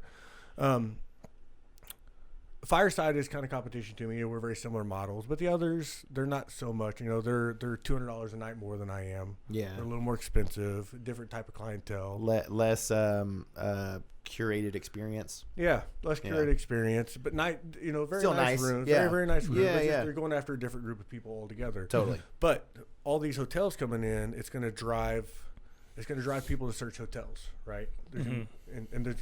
And that alone, I'm going to see me because I'm going to pop up on those because I'm ranked higher than them and my price is lower than them. You're ranked higher and you've been around for longer. Yeah. So there is something to be said about legacy. Yeah. Like the something about that amount of time. People can try to stair step that. It's harder when it's just been around and been established for so long. Yeah, and the more hotel rooms we get, the more ammo we have to go to the city to start limiting Airbnbs in some form or fashion if this bill doesn't pass for the state. What do you think the likelihood is of it passing? Well, I don't know.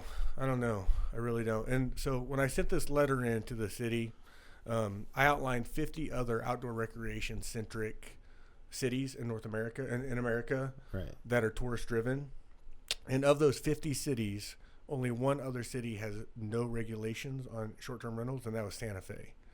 So, and then there was a handful of cities that don't allow them at all. Like Colorado Springs, you cannot have a short-term rental. You cannot have an Airbnb and do less than 30-day rentals. You can have an Airbnb, but you have to do 30-day or more rentals. Sure. But there's 5 or 6 of those that don't allow them at all, and then everybody in the middle of there, so the other 44 cities all have some sort of limited, whether it's a $200 a year fee or a $1,500, like Bend, Oregon was a $1,500 a year fee for a short-term rental, plus an occupancy inspection. And really, that's what I'm asking the city to do. Make the private homeowner go through the same steps that I have to go through. No more, no less. Make it equal. Yeah, no more, no less. Yeah. Well, and there's, I don't know. The fear is that eventually the model will take over the town because people will find it so accessible. They buy up property, which basically moves out locals. Already has happened, right? You look downtown, there's nobody living there. Those are all homes owned by. And there's places like, I think it's Vail that's really bad about that, where and I know I got to experience it in Aspen because in Aspen, the people like the local shredders that ride don't live there. Nope. They live in Carbondale, I think. Okay. And it's too expensive to live in Aspen. But Aspen's where the riding is. Right. So it's like you have to live far away to experience it because everything that's there is so jacked up from all of the development that usually comes from the purchase of those short-term rentals. Yeah. And then you no longer know your neighbor, right? So the neighborhood, you don't have a neighborhood anymore. Now you have a business district, right? Downtown is now a business district. There's not a neighborhood downtown anymore. You don't know those people. And then if you're one of the people that held out and you live there, you don't have neighbors. You don't know your neighbors. It's just people that show up. Right. And now you have to make sure your garage door is shut. You have to make sure your truck door is locked because you have people there that you don't know that you're never going to see again, right? Yeah. All that contributes to it. You push out, you ruin your neighborhood. You push out the workforce. You overinflate housing prices, and you create a begrudging local vibe. Right. Yeah. Right.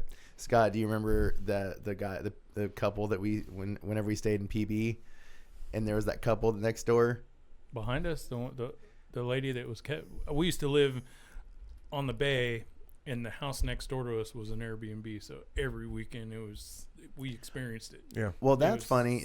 I do remember that. But I was thinking the other time we stayed where we stayed in PB and we stayed next to that couple, the man and the wife. Oh, and they were pissed because they owned the house. Yes. But we ended up talking to the guy and he loved us. Yeah. But he was so mad about the Airbnb. It was like he was immediately shut off. Like, where are you guys? Get off my lawn. Don't park on my curb. Like that was how he felt.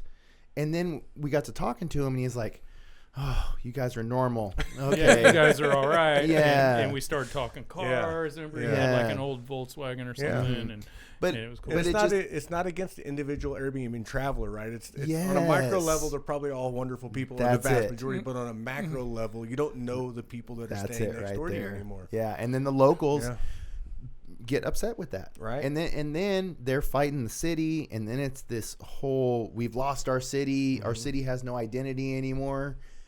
Then how often is the Airbnb next door just some quiet people that go to bed at 9 o'clock like us, right, as opposed to party. Pacific Beach, like the party beach, and everybody. We're trying not to turn off. Everybody's probably loud and drunk and screaming all night long, and that's why they hate it. Yeah, but like this bill has, it has the potential to allow more of that. It sounds like it does, and I really I hate that for Northwest Arkansas. Yeah, I hate it for all of Arkansas, and I understand. And I do see the other side of it. Arkansas has experienced a lot of growth in the last decade, really in the last 5 years, a tremendous amount of growth. We were the number one state people moved to last year, and I think Cave Springs is the number one place inside Arkansas people are moving to. I think it was the number one zip code was Cave Springs. That has to have something to do with property value, though. Somebody scooping up like really good lot. Yeah. You know what I mean? I can see that. I'm guilty of getting Airbnbs. I do all the time. But at the end of the day, man, I'm just against it. It ruins neighborhoods and it makes it harder. We've experienced it in San Diego. It's like you can't buy anything there because it's all owned by a property management that Airbnbs it. Yeah. So Bella Vista did this 2.5 years ago or so. They capped the number of Airbnbs. Oh, just inside of Bella Vista? Inside of Bella Vista. They capped it at 600. And you had to. Still a lot. It's still a lot, but I think it's a reasonable. There's, I don't know, the population is 30,000, 35,000 or something. Bella Vista. 600 is not a terrible number. No, right? If you look at it that way. Yeah. And there's plenty of space out there for that. But so they charged. You had to get a septic tank inspection to make sure that your septic tank could handle the number of bedrooms, the number of people that you could host. Makes sense. sense. You had to have certain parking restrictions. You had to pay. It was like $200. You had to get an occupancy inspection. A couple hundred. It cost. So I did the whole process, and it was like $200, $300, and took me a day's worth of effort to get everything lined up, and I got my license. Right? Mm-hmm. Okay. To date, they still haven't filled all 600 licenses, but there's over 1,000 Airbnbs operating in Bella Vista. So the residents of Bella Vista voted on a bill and passed it and sent it up to their elected officials. The elected officials passed the resolution. It was. I don't know if it's law or policy or whatever it is in Bella Vista, right? It's it's official because it's like Bella Vista is like a township, a property owners association. Yeah, that's it. Yeah. So they whatever the legalese is, they pass this law or policy saying there's only 600 allowed, and they have a fee structure, and the fee structure is fairly steep, right? The first time you're caught operating in a short-term rental without a license, it's like $250. The second time it's like $300. The third time it's like $500. So it steps up pretty quick. You're gonna get hit. Yeah. But that was 2.5 years ago, and there's over 600 Airbnbs. There's over 600 Airbnbs operating without a license based on the number of licenses they've given versus the number of Airbnbs out there. Yikes. So I think Bella Vista is setting themselves up for a lawsuit as soon as you get somebody savvy that lives in there that's an attorney that wants to do this. Because all that fee money, right, that $200 per incident times 400 times X number of months, that's all money that should be going back to the Bella Vista residents in infrastructure repair, because they've passed a bill that said this is the punishment, and now they're not collecting that money. And I think that's a big mistake for Bella Vista. And then it's like, so is there going to be a time where they just like turn it on? Right. Like they're like, it's like another one of those laws that just they don't enforce. Yeah, and when you do that, you bring down your own authority by doing that, right? Because if you're not going to enforce it, what else are you not going to enforce? Right. If I'm not a resident, can I go use the lake and the gym and the fitness center and the shooting range? Oh, and hey, you guys don't really care about septic inspections? Right. Okay, sure. Yeah. So I think Bella Vista is doing it the absolute worst way, right? They passed a regulation, they enforced the regulation they passed. Bentonville never. They ran a couple through city council and they didn't pass. Now, my view on why they didn't pass is because everybody on that city council board owned a short-term rental. Most likely. Yeah. That's my view on it. No, and I mean, there, obviously there's going to be that bit of favoritism towards your investment, but then like you said earlier, if you have a problem with it, then you get involved. That's right. Yep. Yeah.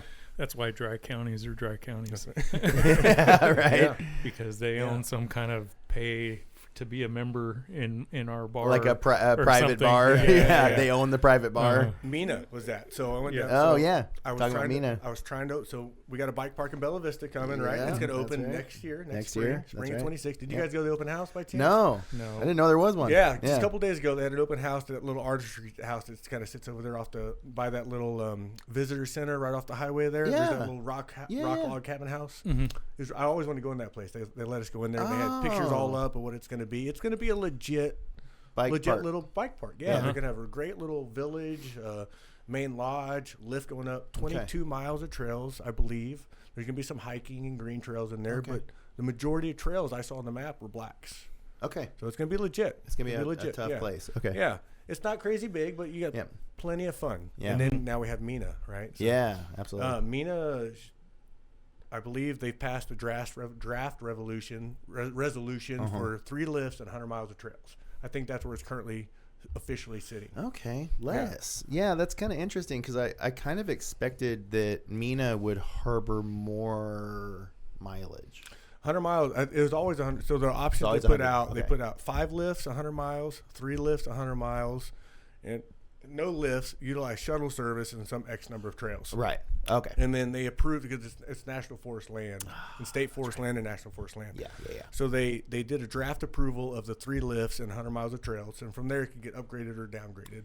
I assume it'll probably stick there. Then a couple years down the road, it might get upgraded to the 5 lifts, access some backcountry stuff. Let it play out and see how it works.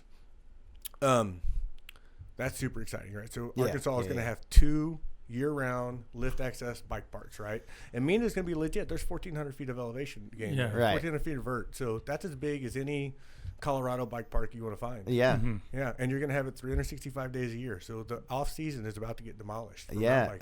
Yeah. And then so cool. diversity, trail diversity, because like a lot of times, you know, I know that parks when the parks could turn on, that's where people go. Yep. But like for this, it's like there's going to be the bike parks, but then there's going to be all the stuff we've been riding. That's right. You know, so it's like it's just additive. Just additive. Yeah. Yeah. That's wild. Yeah. But Mina.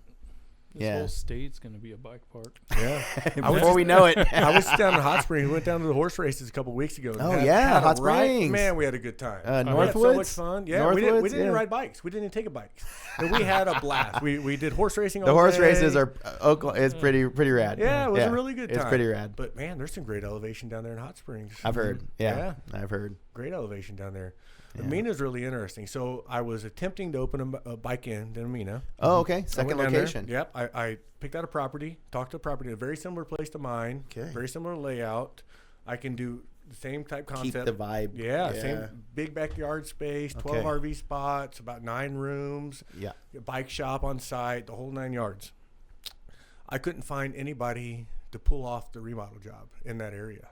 There's no construction companies down there. Because there's not the business. There's no business. That style of business. There's a bunch of mom and pop, like a fix it up shop. Some if you handyman. You need a new shower put in, they can handle that. But there's not anybody that has a big enough crew that can handle redoing a whole property. You would like literally have to like bring a crew in. Yeah, and that's all about to happen. You know, there's a couple big investment groups ready to move in. You know, $60 million, $40 million that are going to come in and redo this place. Yeah. So there's going to have to be working. Some crews. Yeah. Some crews going to come in there. Yeah. So if anybody listening, if you got a crew, or if you want to invest, we're looking for investors. Yeah. Okay. So you're still in pursuit of this plan. Yeah, for the I second paused location. it. I got a bid done by a guy down there, and I just paused it because I called every number I could find that had to do with construction. I called down there, and I couldn't find anybody that could take this job on realistically. So I just told the property owner, I'm going to pause. I'm going to search. I'm not done with it. I don't want to walk away. Right. But I can't focus on it anymore right now.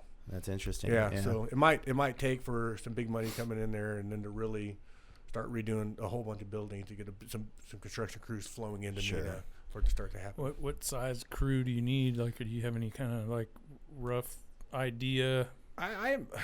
They usually don't have a whole lot. You know, a crew of 4 or 5 guys. That's pretty much what they did to redo the one here in Bentonville. You know, you gotta just some guys to get. If you got one dude doing it, it'll take 2 years for one. Yeah, guy. Right. Can't do that. Yeah. And they also have to be like trade specific. Yeah. You know, you can't just have some regular construction workers that are just have worked with a contractor. Right. You got to have like a master plumber. Yeah. You know, an electrician, a plumber, an actual license coded. Yeah, license and being able to pull permits and stuff like that is the big one. They'll tell you the town of Mina though, they are all in. They're ready to go.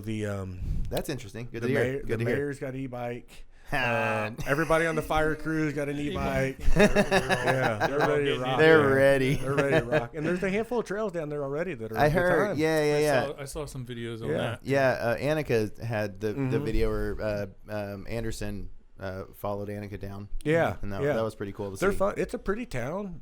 It's the right layout. It's going to be, if they pull this off, it's going to be like a Breckenridge. You know, you're 2 hours from anything really similar to a city. You're out there a ways.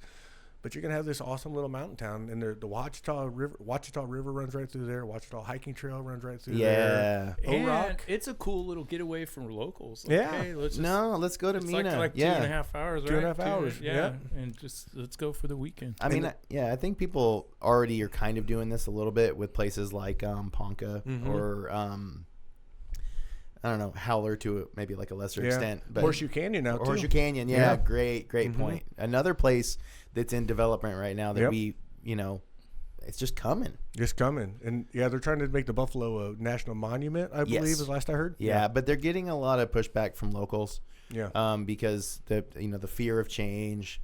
There's there used to be I'm a Volkswagen head, and there's a Volkswagen graveyard out there. And I was actually out there buying parts, and the guy had to leave. He's like, "Man, I got to go to this meeting because these assholes are just trying to take our land." And you know about the one in Kingston? Yeah. Every time I drive by that place, like, man, he's got some treasure sitting there. It's literally insane. Like you just like drive, and there's just more and more and more. It's a very weird sight. But yeah, like I mean. Kind of like what you were saying, like if you're a local and you're gonna bitch, you better go to that meeting to voice your concerns. Yeah. So I mean, at least the locals are speaking up for themselves. I don't know if they just don't have the pockets to fight the fight. And I don't know the right way on there. You know, we're a National Scenic Riverway now, and I think open up a monument allows for different outfitter type regulations. That's what it is. Yeah. It's something about operating businesses within the space as well, and. You know, if it's gonna grow, there is gonna need to be more businesses, kind of like yours, that are there to support the infrastructure. Yeah. But where do you draw that line? Right. You know, like where, and I think that's what the locals are concerned about. Is like, is this just gonna go off the rails? And next thing you know, Buffalo River is Bentonville. Yeah. Like it's like got the same. You know, there's Airbnbs everywhere, and McDonald's.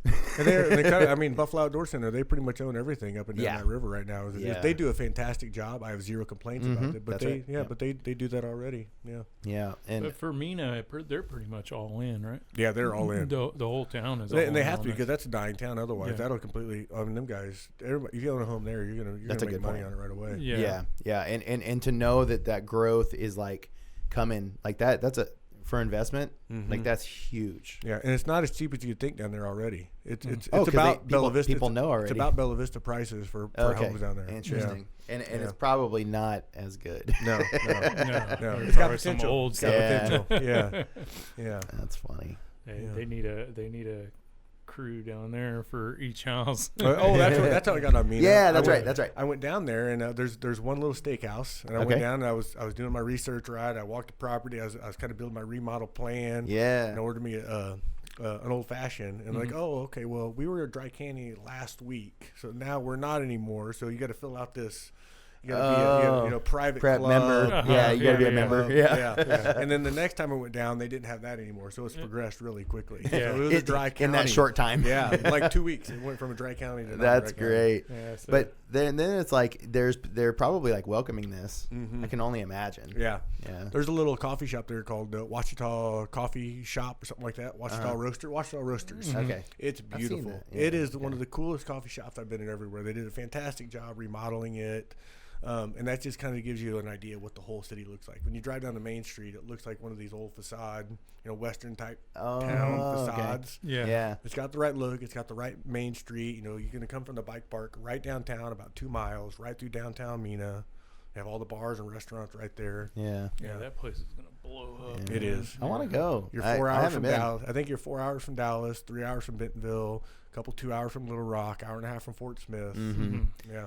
Yeah, and then anybody that's coming from the south, they're going to be like, well, we're almost to Bentonville, so we might as well just go up. Oh, that's going to be the plan. We're going to go to Mena, hang out there for a day or two, then we're going to make our way to Bentonville. Yep.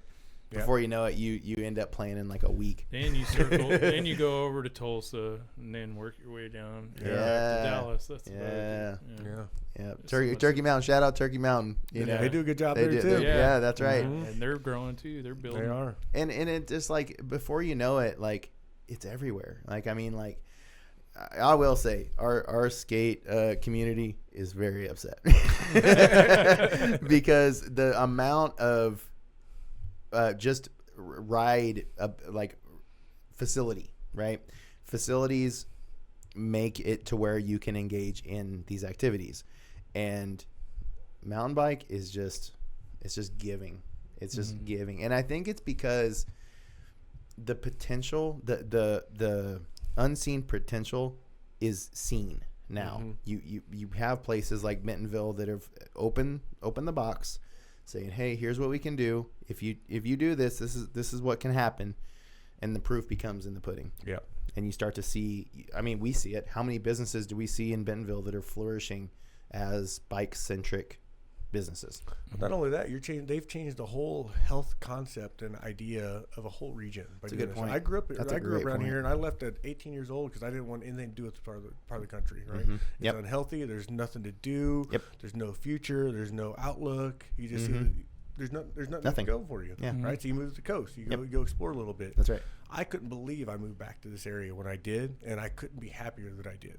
That's right. And they're like my sister and my brother-in-law. They come down here with their kids. They mountain bike now. Now they go to the rock climbing gym back home. You know, it's changed them for them. They've only come a couple times a year. I bring all my high school buddies over here once a year. They have a blast. You know, I can put them on bikes and try to hurt them. They have a good time. Put them in the torture chamber. So we're literally changing. You know, we're showing people you don't have to sit on a treadmill for an hour a day. You can go out and ride bikes on a greenway. You can go walk through Kohler. You can do these other things and be a healthy person and get out in the sunlight. Yeah.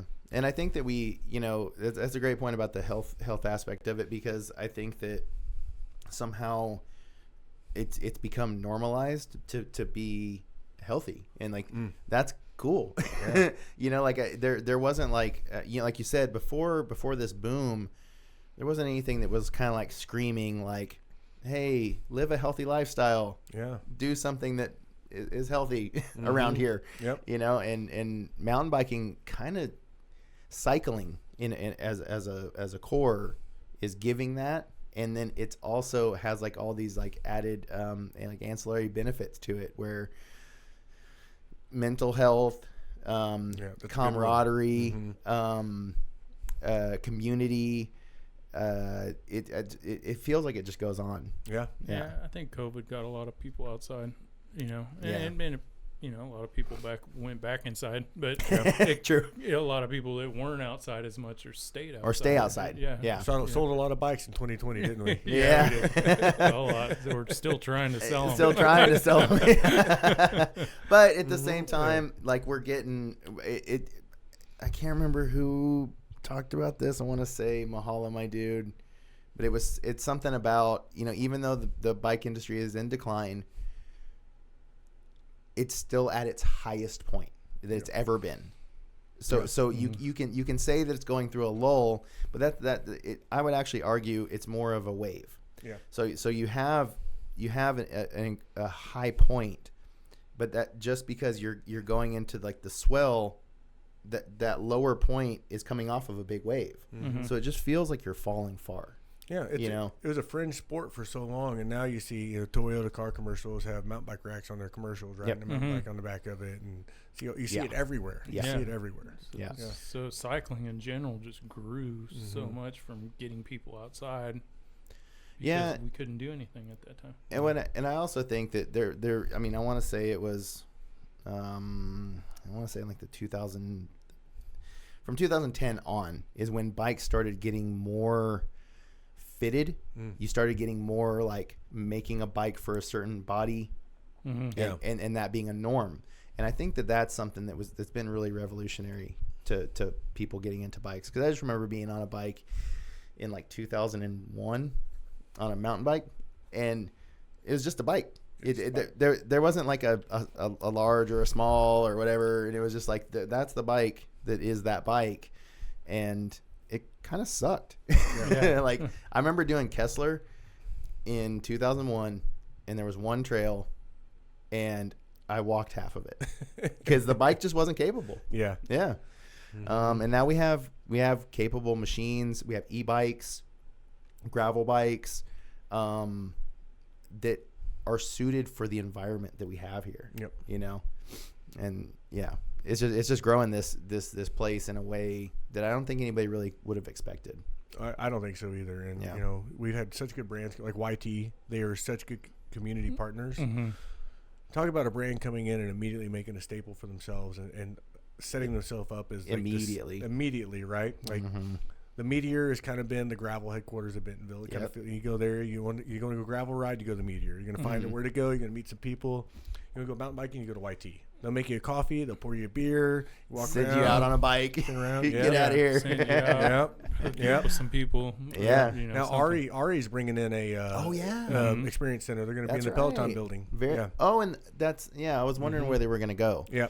But that was recently announced, like a week ago. Yeah, very recently. Yeah. So they're going to set up in there. We were talking to Rich Drew just yesterday about it. Yeah. Oh yeah, because is he a writer for them? Yeah, he's a writer for them. Yeah. Yeah, there was like a little blueprint of the facility. Oh, okay. Yeah. That was launched. Looks pretty cool. But yeah, I think, and they've learned, you know, Specialized had an experience center here too, but it is not the same feel as YT, right? YT is an experience center as well, and it's a whole different feel to it. And I think Specialized is probably going to need to do some rework there, especially when Ari walks in. Ari's going to do the same thing, similar to YT, right? Because YT's like, what do you want to do? I don't know. Let's go hang out at YT. Because you can just go hang out. You know, and Jeff will pour you a beer or make you a coffee or. Got local kids on the big screen, you know. And there's some stuff to watch. It's just something to do. Well, I got to be honest. I've never been to the Specialized place, but nothing has ever pulled me there. Yeah. Do you know what I mean? Like YT has like the video premiere the other night that we went to. Like that was cool. It felt because YT we know this, that like their marketing kind of has like a skate background. It feels very core. And so, like, they walked in with the core vibe. Yeah. That's why we gravitated towards it. Because we came from skateboarding, so it's kind of that same vibe. It's funny you chose that word too, because that's their word too, right? Their bike, their core. Core bike. And it's just something that it's kind of undeniable, like in the presence, you know. And I think they do really well with that. And I think Ari, like their new direction, seems different. Yeah, it does. Yeah. I'm excited for it. I want to check it out. Yeah, they got cool bikes, good looking bikes. Yeah. Rich is on one of the gravel bikes. I'd never seen one of the gravel bikes yesterday. Oh yeah, it looks good. It looks good. Yeah. Yep. And is it Tyler McCall that's their front person? I don't know. I might have to check my facts on that. I'm terrible at pop culture. I'm not sure. Somebody's over there though. Yeah. It's someone on that level. I want to say it's Tyler McCall. I could be wrong. But like just to know that another entity in the bike industry is recognizing Northwest Arkansas as a place to be. Yep. So keep it going. Keep it going. I think we got a long ways to go. Yeah, we do. And I mean, that's, you know, like pull it back to the Bike Inn. Like you just talked about a second location, my dude. Like that's there. It's showing fruit. Yeah. You know, it is. It's got some legs here. Got some legs here, right? Yeah, and I imagine a lot of these brands we see up here will end up down in Mina, and that's super cool. Right. Yeah. Come down, follow you. Just to say that we got a long ways to go means there's just so much more that's going to be coming. You know? And you guys have been here forever. I've been here 4 years. Yeah. I've noticed, you know, when I first got here, I could go park at the square in Bentonville anytime I wanted to, right? And those days are long past. Right? Oh, long past. We know that. If I go to downtown, I'm parking at the hub, and I'm going to walk anywhere I need to go with that. For sure. Right? Yeah. And then even that's going to start to spread out. Yeah. You know? I just had some buddies in town from Austin, and they've been in Austin for 15, 20 years. Yeah. And they're looking to move up here, and they're walking around like, this place feels like Austin felt when it was awesome. And Austin's not awesome anymore. It's too crowded. There's too many people. There's too many problems. Sure. Yeah. All the cool spots are taken away. Rainy Street where all the little bars were is gone now. Now it's all high rises. Right, and they're walking around here like, this feels like Austin used to feel. Like this, the people feel the same. The vibe feels the same. That's the one thing I'm afraid of is growth. With the growth, like the bike theft. When is that just going to be a problem? It's going to come. It's absolutely going to come. They're expecting us to double in population over the next decade or so. So it's going to come, but I think we're a long ways away. And while we feel kind of big now, like in perspective, we're still a very small town. And that's nice. Yeah. I love that we can go to Crystal Bridges and I can see 10 of my friends at this world-class art museum.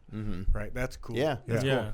Yeah. No, and I think maybe if the growth is more broad, because if you look at look at New York City, right? Like they're stacked on top of each other. Like people are stacked on top of each other, one after the other. If we spread it out, Mina, Ponca. Even Missouri, parts of Missouri have started to step it up. It might not be so bad. Yeah, if you're looking to move here and you want a little bit of land, southern Missouri is a great spot. It's beautiful up there. Yeah, it is. It is. You're still close to everything. Yeah. So my dad's staying up there right now, and I went up there to visit him, and I was just thinking, man, if I lived here, Bentonville is just as accessible. Yep. It's like probably closer. It was. Yeah. So it's like you think that you have to live in Northwest Arkansas. Nope. Oklahoma, like I want to say like Jay or Pryor or something like that. You know, Nitro Circus is headquarters in Jay now? I do know is that. It? No, yes, I do. And hilarious. I'm just waiting. Me too. I'm just waiting until that starts to integrate. Yeah, because it's coming. It's coming. Yeah. Hey, Travis, if you want to work together, we're ready. And Dana White bought it. What? Yeah, Dana White owns Nitro Circus now. Did not know that. We were Yeah. talking about Dana White today. Yeah. And Bryce Mitchell. Yeah. How crazy is that? That it's just, what is it, 45 minutes from here? Mm-hmm. Yeah, that's wild. And it's proof that other people are seeing Middle America and thinking that some investment needs to happen. Yeah. We need to start looking at it. And it's beautiful, man. I love the mountain biking here, but if I'm going to be 100% honest, my favorite thing in the Ozarks are our rivers. Buffalo River, Elk, White. All of them. You go out you do an overnight on the Buffalo, and you put it on at Ponca at noon. You're behind all the day floaters. You pull over after the day floater. You pull over and you get on the river the next morning before the day floaters. You do 25 miles. You don't see another person, and it is the most pristine, crystal clear river you can find anywhere in the world. Yeah, it's magical. Have you been on the Mulberry? I have. Yeah, Mulberry's great. That's a good one. Yeah. The Kings is fantastic. Out of marble. It's a marble. Really pretty one. And then the elk. The elk. Now, depending on what you want. Look, if you're looking for a good old redneck party, you go to the elk. You can't beat on it. But if you got the elk on a Tuesday, it is stunning. And it is, like you said, it's like it's empty. It's like you won't see many people. No. Yeah. But you want a good time, go on a Saturday. You go on a Saturday. You'll see some good stuff. Yeah. It gets weird. It gets weird. Yeah. But it's cool, man. It's just like there's so much to be done here, and I think it's really cool that you have this like business that you can show. Like the core of the business is to show people around. I want to highlight Arkansas. It's fantastic. No, it's cool. I'm really glad that you came and you've created this viewfinder into Northwest Arkansas, where you're like, hey, see what I see. Come see what I see. You're gonna like it. I promise. I appreciate that, man. Yeah. Thank you. I appreciate what you guys do too. You guys are highlighting a lot of stuff as well. Thank you. Yeah, we're trying, man. Yeah, we're trying. You guys do a good job. I think that there's a lot of we want to tell your story, because where are we gonna hear the story from other than right here, where we get a chance to sit down and know the bike in. So I feel like if people didn't know the bike in and they watch this, there's a potential that they're gonna be like, oh, I get it now, and they go click that and they go book now. I appreciate it, man. It's exciting to extract so much more out of somebody in an intimate setting that anybody can, on their own leisure, come back and watch more about what you do and stuff. You know, you can hear what people say or just kind of get an idea what you do, but you know, even to this day, you know, it's like I kind of know what you're doing and stuff, but I'd learned so much more, and I'm sure everybody else will if I did. Yeah, it's an experience. You know, you go to the Bike Inn, I promise you it's not going to feel like a normal hotel stay. At the end of the day, you're going to meet somebody, you're going to have a good time, it's going to feel different. It's going to, when you leave the trail, it doesn't feel like you leave the trail, right? Like That's right. This is actually Oaxaca. We'll go back to Oaxaca here real quick. So we would enter Trans Sierra Norte. They had this cool little compound, right? It was all walled little building. You enter in, they had this walled garden that you entered into, and you go in there, and the guys had the bikes up on the stands and wrenching away. They're pouring mezcal over here, a little bit of music playing. Love it. And you walked in, and like we stayed at a hotel.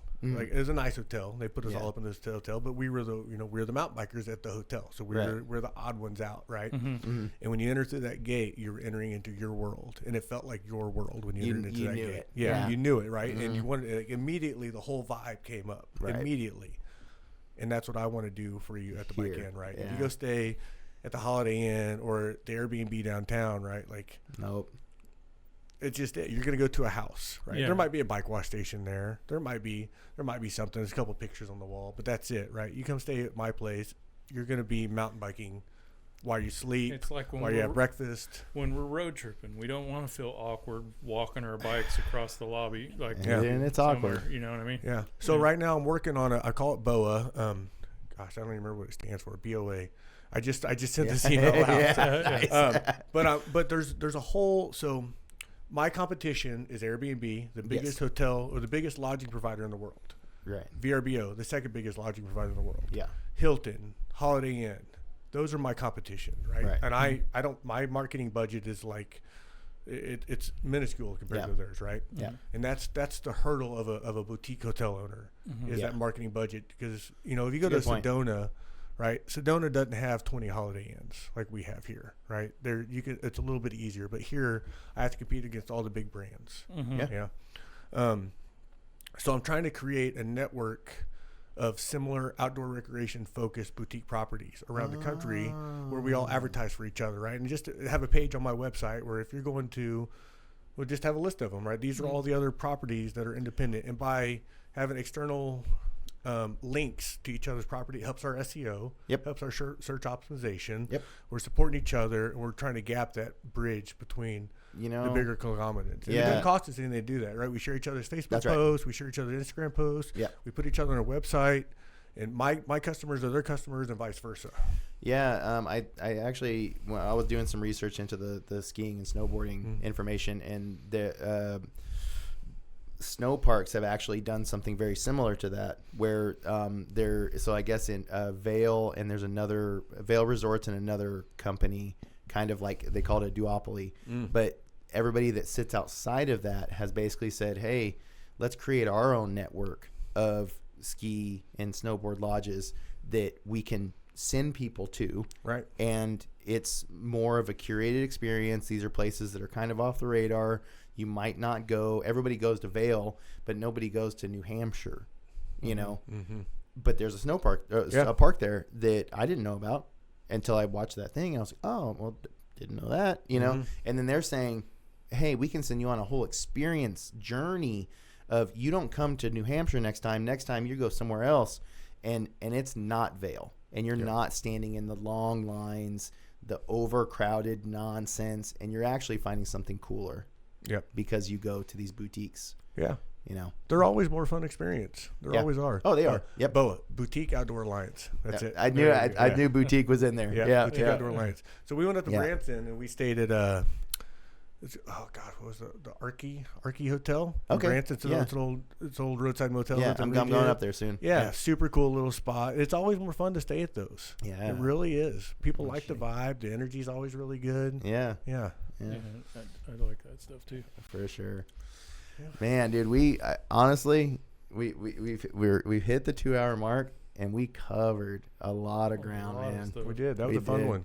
Yeah, and I mean, that's the thing, like, there's I know the stories can go on, you know, and so I mean, honestly, we might have to have you back, dude. Let's do We it might again. have to have you back when you get that new location. We're just gonna have to do like version 2.0. Now we're talking about Mina. Yep. Yeah. You All know. right. Well, before we cut, man, I brought Oh you guys, yeah, that's right. brought you guys a cap. These are done by Doug over at Bomb Squad, so these are Yeah. local too. Thanks, So man. let me Yeah. see. And, The camera. Rocking this for sure. Yeah. Snap koozies. Take Yeah. you back to the 90s. Oh yeah. Yeah. There's Right one on, there. man. That's These are cool. right up my And, alley. Yeah. And Junk Brand, right? I'm a sucker for the Junk Oh, Brand. Junk Oh, Brand. yeah, Yeah, yeah, Scott's he's a Dude, junker. like, these things Me too. These things are game changer with sweat in your eyes, man. Honestly, Yeah, I'm telling you. I need to be.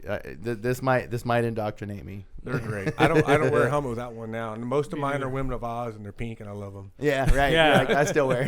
I got a bunch of different kinds. So Yeah. I just, Yeah. I wear them all the time. And then so in exchange, Gnarkansas hat, Rad. dude. And then honestly, like we were so happy to like not like have another black hat on the scene. Yeah, I like it. I like it. Thank you, There guys. you go, dude. Appreciate it. Appreciate Yeah, the man. coverage. Appreciate what you guys do. Absolutely, Thank man. you, man. We We're- appreciate it. We'll definitely do more. So yeah, if you're coming to Bentonville to stay, you gotta check thebikein.com. That's it. I'm sure. Can you reach out to your Instagram as well? You can. You get an automated response. So Okay. everything is automated. You call my phone number. I've got an AI assistant that answers. She's Oh. pretty impressive. You can ask her pretty much any Nice. question. She'll answer it for you. Nice. Give you the questions. Go right to the website. Make your reservations. All super easy. All right. Yeah. Perfect. Yeah. We'll Yeah. share a bill around the fire. Must stay there. Yeah. What 4-star lodging? 4-star lodging with 5-star customer reviews. Yo. Right. There we go. All right. Well, thanks everybody for hanging with us, and we'll see you next time. Cheers, guys. See Thank ya. you. Cheers. See ya.